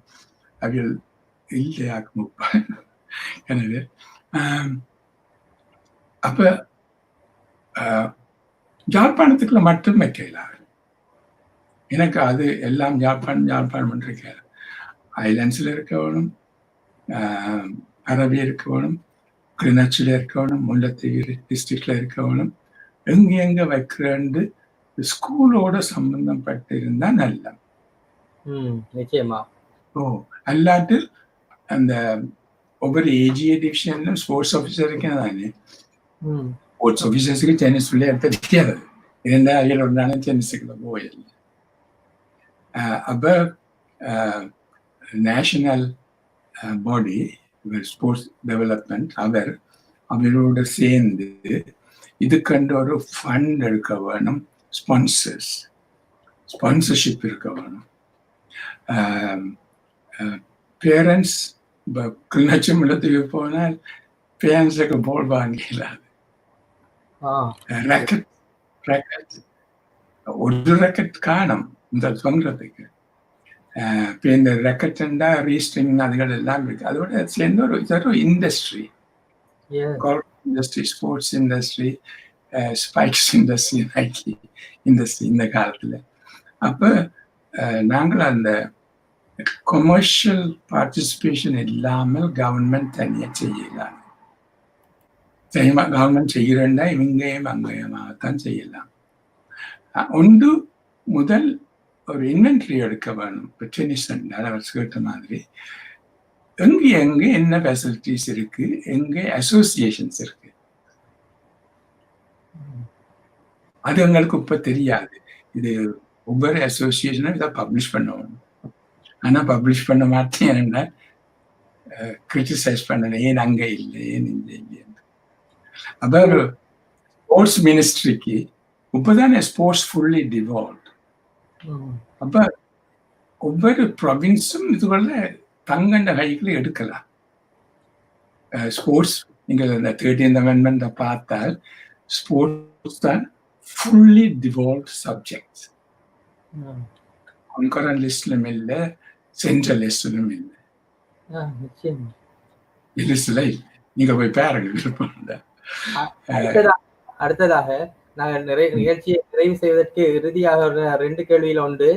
நீங்க ஸ்கூல் லெவல்ல ஒரு ஃபர்ஸ்ட் டீம் கிரிக்கெட்டரா இருந்திருக்கீங்க.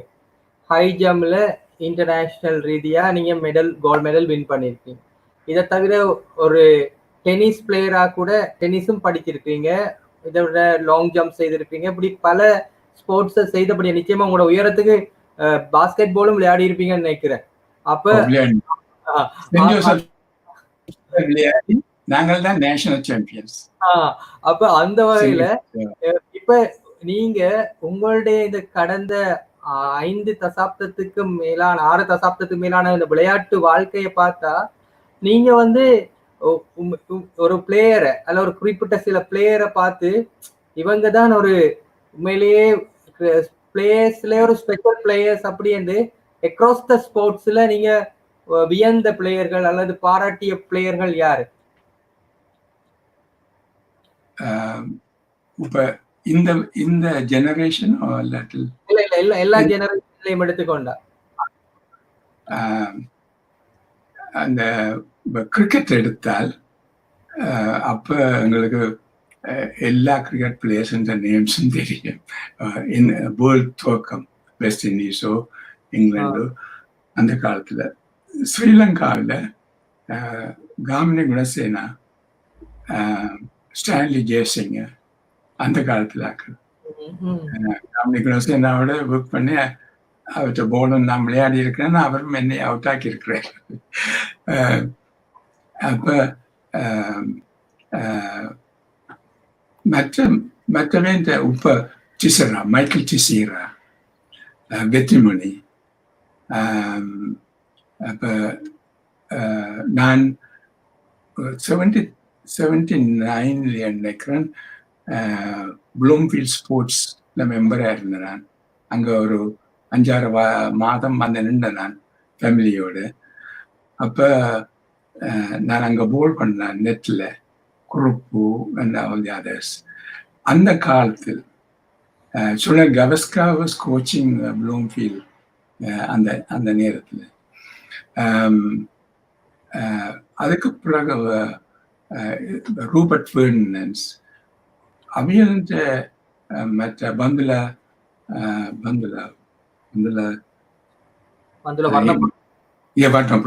இப்போ நல்ல ஃப்ரெண்ட் அவர். நான் அவரை கிரிக்கெட் ஒர்க் பண்ணி கிரிக்கெட் அங்கே போய் பார்க்குறேன் நான் இந்த சுனாமி டைம்ஸ். நல்ல உதவி செய்திருக்கிறேன். மதிவானன் எல்லாரையும் அந்த டைம் ஆக்களை தான் எனக்கு தெரியும். அது பிறகு ஆஃப்கோர்ஸ் நான் ஃபாலோ பண்ணேன் எங்க டீம் எல்லாத்தையும். Arjuna met him several times. Arjuna நடத்துங்க. அந்த மகிழா சங்கக்காரன் நான் மீட் பண்ண இல்லை, பார்த்துருக்கிறேன். பட் இந்த சுனாமி டைம்ஸ் கிரிக்கெட் ஏஜென்ட் எனக்கு பேர் வந்தவ. அப்போ நான் அங்கே கிளிநொச்சியில் இருந்தேன். என்னோட ஃபில்ம் மெமரிக்கு அப்போ அந்த எடுத்தது. அப்போ கனக பிளேயர்ஸை தெரியும், அட்மயர் பண்ணுறேன். நான் 96 இந்த வேர்ல்ட் சாம்பியன்ஷிப் நடந்ததில்ல, அப்போ கிளிநொச்சியில் இருந்து நாங்கள் பக்கத்தில் அக்ரிகல்ச்சரில் எங்களுடைய ஒரு டிவி இருந்தது. ஆனால் அந்த பக்கத்தில் இருக்கிற ஒரு தோல் மரத்தில் கொண்டு போய் ஒரு ஆண்டனாவை ஸ்டூடெண்ட்ஸ் போட்டு வச்சிருந்தாங்க. அப்போ அந்த மேட்ச் அங்கே டைனிங் ரூமில் தான் இருந்தது, அந்த டைனிங் ஹாலில். அப்போ நான் அந்த முழு மேட்சையும் பார்த்தினாங்க. உங்களுக்கு சொன்னா என்ன சில பேர் நிலம பார்த்தேன். கணக்கு எல்டிடி ஹையர் அப்ஸ் அங்கே வந்து அந்த மேட்ச் பற்றி கைதட்டி இதெல்லாம் ஸ்டூடெண்ட்ஸ் பிஹேவ் பண்ணது. அப்படிதான் எனக்கு ஒரு வந்துச்சு. இந்த ஸ்போர்ட்ஸில் இந்த அது இந்தியாவை தான் நான் மீட் பண்ண 96. இந்தியாவுக்கு சேர்மன் இல்லை, ஸ்ரீலங்காவுக்கு தான் எல்லாரும் நானும். எனக்காக கிரிக்கெட்ல இருந்து ஒரு தரையும் நேராக சந்திக்க இல்லை, ஆனால் பேர் தெரியும், வாச்சிருக்கேன், ஃபாலோ பண்ணி இருக்கிறேன் அந்த நேரத்தில். அதுக்கு பிறகு மேட்ச் பார்த்துருக்குறேன். அப்போ நீங்க பாருங்க அந்த ஸ்போர்ட்ஸ் என்ற கவர்ச்சி. அந்த கிரிக்கெட் அந்த நேரத்திலேயே எல்டிடி வந்து ஸ்ரீலங்கா டீம் வச்சியா பண்ணாண்டா அந்த பிளேயர்ஸ் எல்லாரும் அரவிந்தன் சனத் ஜெயசூர்யா நல்லா அடிப்பாங்க. நல்ல நீங்க இதை சுட்டி காட்டும் போது 2003ஆம் ஆண்டுக்கு பிறகு இந்த சமாதான பேச்சுவார்த்தை நடந்த காலத்துல கிளிநொச்சிக்கு நான் போயிருக்கிறேன். அதே நேரத்துல கிழக்கு மாகாணத்துக்கு நான் போன நேரத்துல விடுதலை புலிகள் தரப்புல அவங்க வந்து இலங்கை டீமுக்கு சப்போர்ட் பண்ணதை பார்த்து எனக்கே ஆச்சரியமா இருந்தது. அந்த நேரத்தை நீங்க சுட்டி காட்டினீங்க. இறுதியாக இந்த கேள்வியை முடிக்கிற, இப்ப விடுதலை புலிகள் இல்ல, போர் முடிந்து 11 வருஷம் ஆயிட்டு, இலங்கையில இன்றைக்கு ஒரு ஒரு பெரிய ஒரு என்ன சொன்னா அடுத்த கட்டம், இலங்கையில ஒரு இன நல்லிணக்கம், பொறுப்பு கூறல், அரசியல் தீர்வு எல்லாம் பெரும் கேள்விகளாக தொக்கு நிக்குது. இப்படியான நிலையில சிறுபான்மையினருக்கு எதிராக அடக்குமுறைகள் அதிகரித்திருக்கின்றதாக இப்போ சர்வதேச அறிக்கைகள் எல்லாம் வந்து கொண்டிருக்கிற நிலையில ஒரு தேர்தலும் வர இருக்கு. இலங்கைய இலங்கையை நாங்க மீண்டும் ஒரு பல்லின சமுதாயத்தோட ஒரு வாழ்கிற ஒரு நாடாக கட்டி எழுப்பணும்டா ஒரு உங்களோட ஒரு அவதானம், நீங்க ஒரு ரெக்கமெண்டேஷன் அல்லது உங்களோட பார்வை எப்படி இருக்குது அது தொடர்பாக? போன அரசாங்கம் இருக்க ஒரு ஒரு பாசிட்டிவ் இருந்தது. இந்த இந்த அரசாங்கம் அந்த தேர்தல் நடக்க நான் மாங்குளத்தில் தான் நின்றேன். தமிழ் மக்கள் எல்லாரும் சேர்ந்து GNA இந்த லீடர்ஷிப்பில் சஜித் பிரேமதாசாக்கு தான் ஓட் பண்ணவன். அது தோல்வியா போச்சு. இப்ப நடக்கிறத பார்த்தால் நீங்கள் குருபரன் இதை நான் பார்த்து சண்டதனம் பார்த்திருக்கிறேன். அவர் விளங்கப்படுத்திட்டார் என்ன நடக்குதுண்டு, என்ன நடக்கும் என்று. இனி இப்ப வார தேர்தலில் 2/3 மெஜாரிட்டி எடுத்தால் இலங்கை ஒரு பாதையில போகும், எடுக்காட்டில் என்ன ஒரு பாதையில போகும். சில வேளையில எடுக்காட்டில் முந்தியொருக்கா நடந்த மாதிரி முதல் மஹிந்த ராஜபக்ச பிரசிடென்ட் டைம்ல மற்ற பார்ட்டிஸ்ல இருந்து சொல்லுவீங்க எல்லாரும். அப்ப மினிஸ்ட்ரி அதுகள் கணக்க மினிஸ்ட்ரி எல்லாம் வரும். அப்ப 2/3 அப்படி வரும்.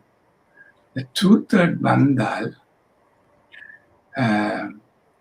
இந்த அரசாங்கத்துக்கு ஒரு சந்தர்ப்பம் இருக்கு, ஒரு புது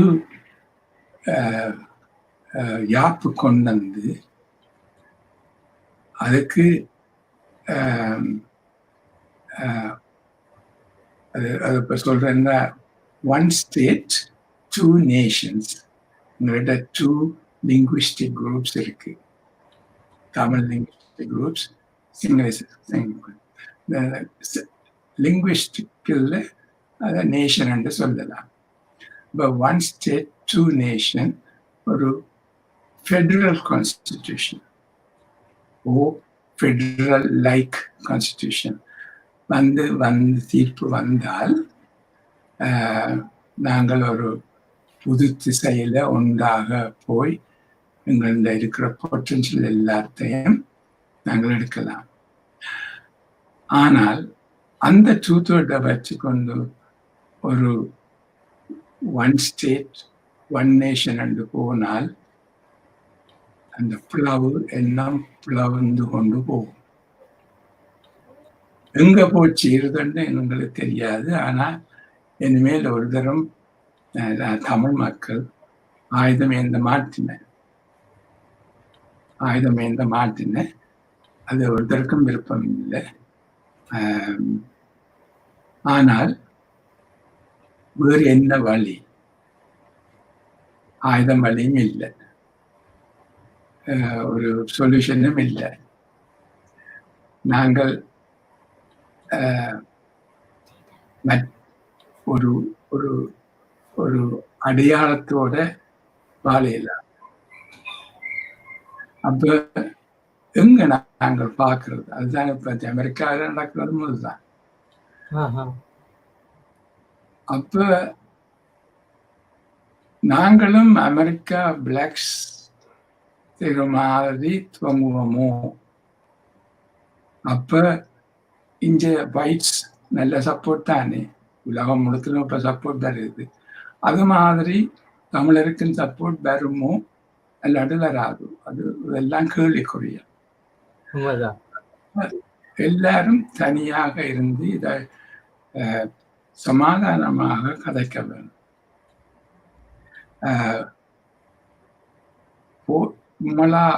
முதல் பார்லிமெண்ட்ல இருந்து இந்த பார்லிமெண்ட் மட்டும் இந்த போன பார்லிமெண்ட் மட்டும் அது ஒரு ஒரு தீர்வு காண தோத்துட்டு ஃபெயில்டு. அப்ப பார்லிமெண்ட்ல தான் தீர்வு வருமென்று நாங்கள் முழு ஆர்வத்தை வழக்குல போட்டால் அது நடவாத காரியம். ஏனென்றால் நம்மளாம் இப்படி நடந்துட்டு இனி நடக்கிறதுக்கு வித்தியாசமாக ஏதென்று கொண்டா நாம் பார்த்தளவில் இல்லை. குருபரனும் அதைத்தான் சொன்னது. டாக்டர் ஓகே டாக்டர், இப்ப இந்த நீங்க கூறிய இந்த கருத்தை நான் ஆங்கிலத்துல ஒரு பிரீஃபா மற்றவர்களோட ஷேர் பண்ண விரும்புறேன். நான் அந்த கேள்வியை கேட்கிறேன். What is the way forward for a peaceful and prosperous Sri Lanka? What is your take? United Sri Lanka. இதை இங்கிலீஷ்ல கதைக்கலாம். நான் திருப்பி அந்த கேள்வியை கேட்கிறேன். திருப்பியும் நீங்க அதுக்கு இங்கிலீஷ்ல பதில் கூறுங்க please. Doctor, what is the way forward for a peaceful and prosperous Sri Lanka? I think the biggest problem is the political problem. And the political problem has been there for centuries. And except during the British time, it was in abeyance. But once the British left us with a constitution which had a safeguard in Section 29. Section 29 said Parliament cannot make any laws that discriminates, not the exact words, but that puts the Tamils or the minority, linguist minority or religious minority at a disadvantage. But then Sinhala only broke it. Then it was challenged, but that 72 Constitution took it all out, and the problems started when Section 29C was taken out of the new Constitution. That is when the Tamil parties walked out also. When that is taken out,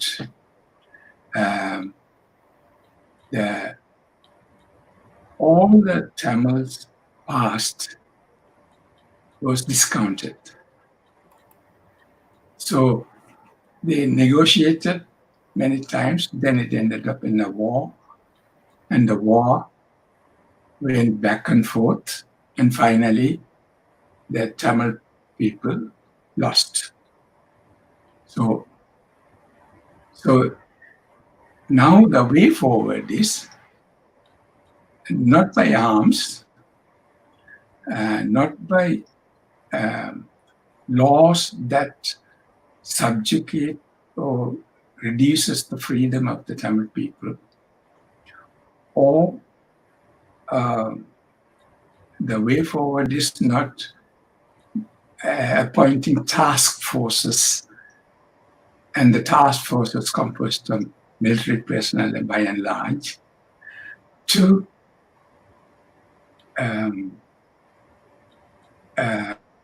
control the civilian ministries. Now, and then the whole of the north and east are saturated with army positions. Army and the Navy and the Air Force should be spread out throughout the island equally, because it is to defend the country, not against to subjugate the people.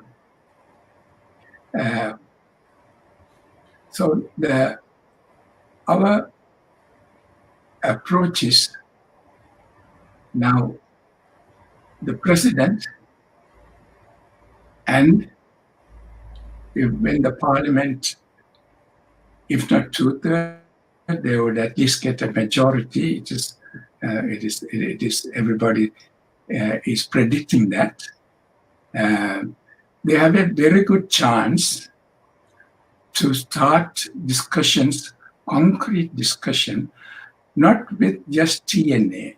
TNA is now had failed in the last 3 parliaments to resolve a solution. So they need to include TNA plus others who want a solution and who want a united Sri Lanka, and Tamils who wants a federal or federal-like solution. Federalism can be many forms. Without such an arrangement, there can never be peace in Sri Lanka. If the army and the police, they try to subjugate by force, force will not come back again, but there'll be disobedience similar to what you are seeing in the United States now. And then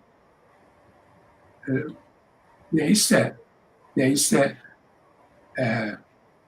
chance for the civil society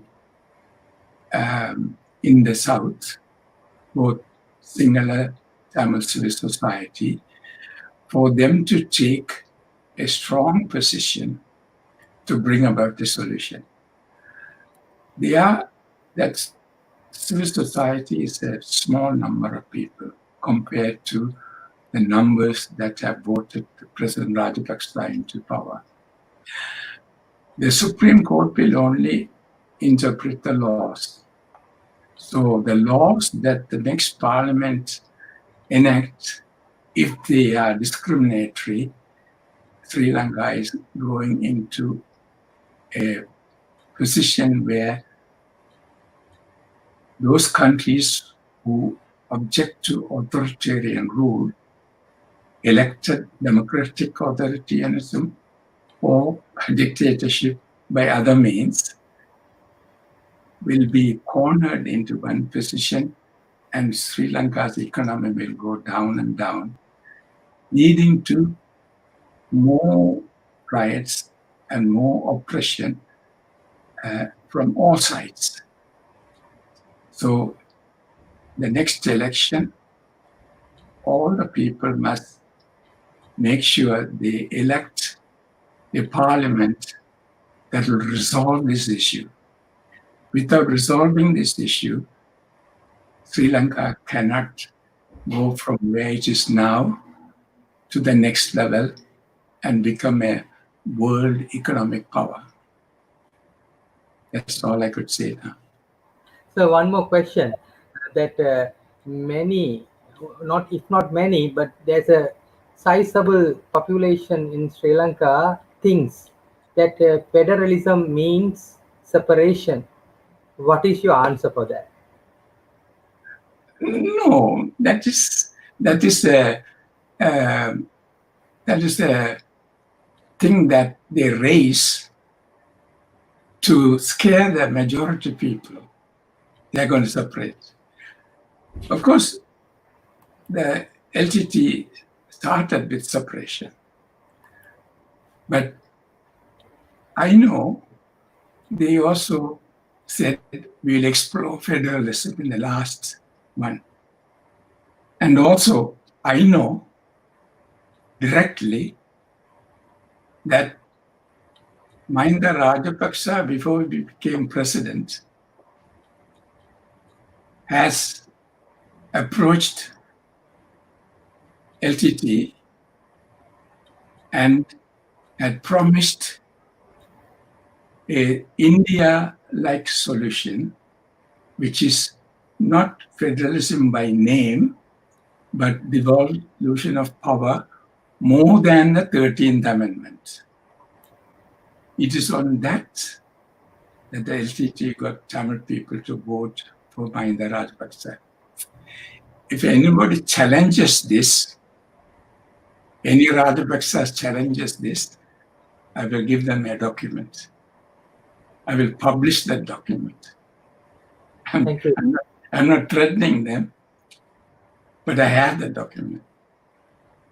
Thank you, Doctor. But I would like them to know that, because I am also reaching my end of patience and end of my life also. So I'm not afraid. Thank you. Thank you, Doctor. Finally, this comment from Manjula Kumara Vijayasagara. Really happy to see you, sir. The greatest athlete that Sri Lanka produced. Thank you very much, Globe Tamil, for getting the best advice and guidance from the greatest person to develop Sri Lanka sports and education sector. He is the best teacher, coach, guardian, and more importantly, the best father. He's the one who changed my whole life. I am so happy, honored to be a student of you. Thank you very much, dear sir, for your support and guidance. This is Manjula Kumara Vijayasagara, student, இல்லையா? Yeah, he's like my son. Let's face that.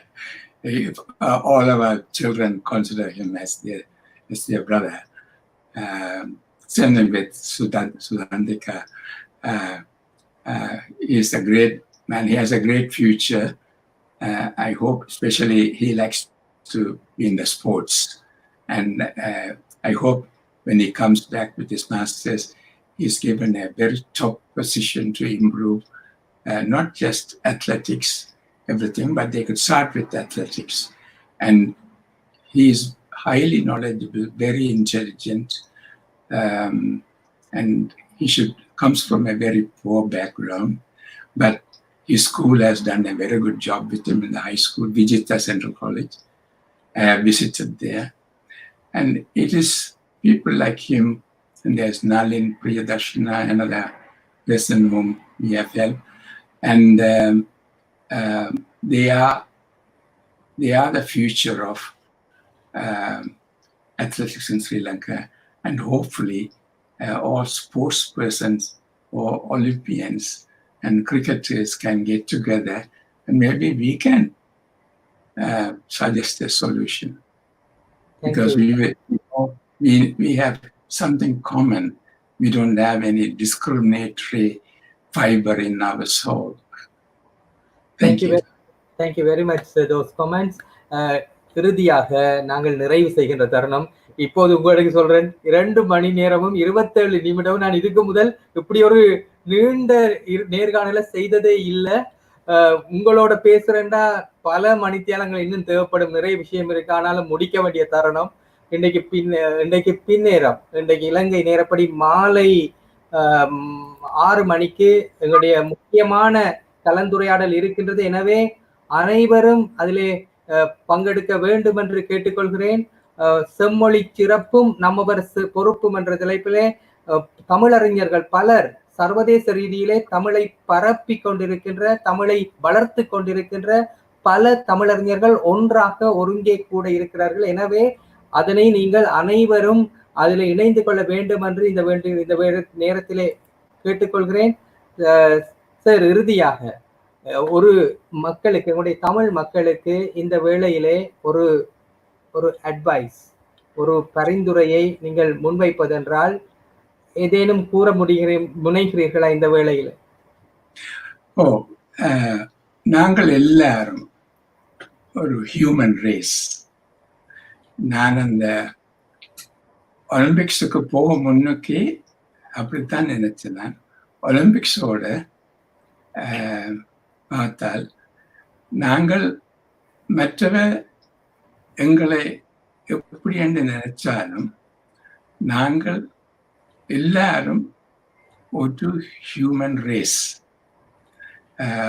Sinhala மக்களுக்கும் தமிழ் மக்களுக்கும் ஒரு DNA test செய்திருக்கிறேன். நான் அதை வாசிச்சேன். நான் ஒற்று வித்தியாசமும் இல்லை. ஒற்று வித்தியாசமும் இல்லை. மொழிதான் எங்களை வித்தியாசமாக இருக்கிறது.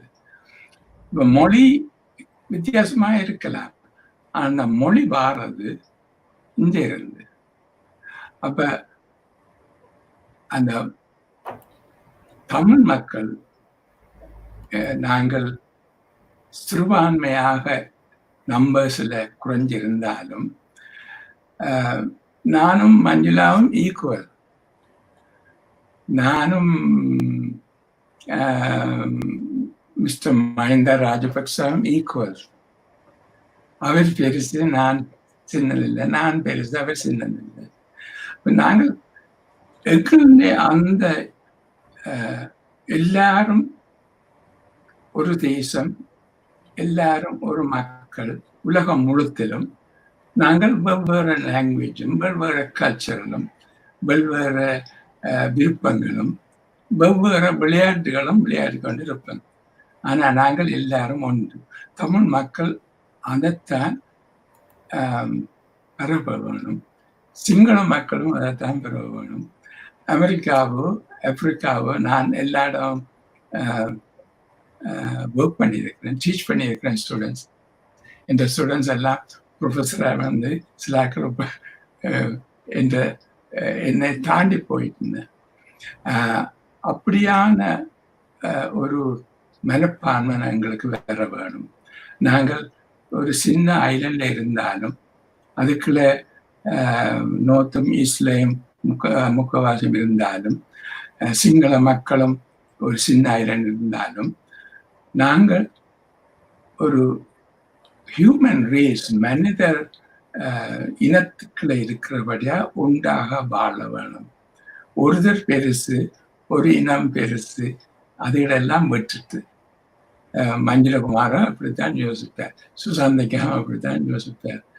அவர் 2010 அவர் 2 பேரும் வந்து எங்கள்ட பிள்ளைகளை கோச் பண்ணினாங்க மெல்லாவி சென்டர் கொடுத்து.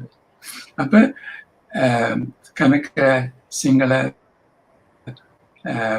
ட்ரெயினர்ஸும் வந்தவி. அப்ப அது 2010 இடம்பெயர்ந்து திரும்பி வந்த அந்த நேரத்தில் அப்ப எல்லாரும் உண்டாயிருந்தாங்க. சண்டைக்கு பிறகு இதை நாங்கள் திருப்பி கொண்டு வர வேணும். அந்த இலங்கையை எல்லாருமே ஒன்றா சேர்ந்து கெதியாக முன்னுக்கு கொண்டு வரலாம். அதைத்தான் நான் தமிழ் மக்களுக்கும் நாங்கள் அந்த இனிஷியேட்டிவ் எடுக்க வேணும். நன்றி. நன்றி நன்றி. நீண்ட நேரமாக நம்மோடு இணைந்து கொண்டு பல்வேறு கேள்விகளுக்கும் சிறப்பான பதில்களை வழங்கிய கலாநிதி நாகலிங்கம் எதிர்வீரசிங்கம், இலங்கை சார்பாக சர்வதேச அளவிலே முதலாக ஒரு தங்கப்பதக்கத்தை பெற்றுக் கொடுத்தவர், நமக்கு புகழை சேர்த்தவர். அந்த வகையிலே அவரோடு இணைந்திருந்தமைக்கு மீண்டுமாக நன்றிகளை தெரிவித்துக் கொள்கிறேன். 2 மணி நேரங்கள் நம்மோடு இணைந்து கொண்டமைக்கு மிக்க நன்றிகள் சார். வணக்கம். நன்றி. Thank you, Aaron. You've done a very good job and given me the opportunity. I'd like to thank you. நன்றி. Thank you. இன்று மாலை நடக்கின்ற அந்த விசேட நிகழ்வுக்கு அனைவரும் அதில் இணைந்து கொள்ளுமாறு தாழ்மையோடு கேட்டுக்கொள்கிறேன். மற்றும் இன்று மாலை மீண்டும் உங்களோடு இணைந்து கொள்ளும் வரை உங்களிடம் இந்த விடை பெறும் நான் அருண் ஆரோக்கியநாதன். நன்றி, வணக்கம். நன்றி.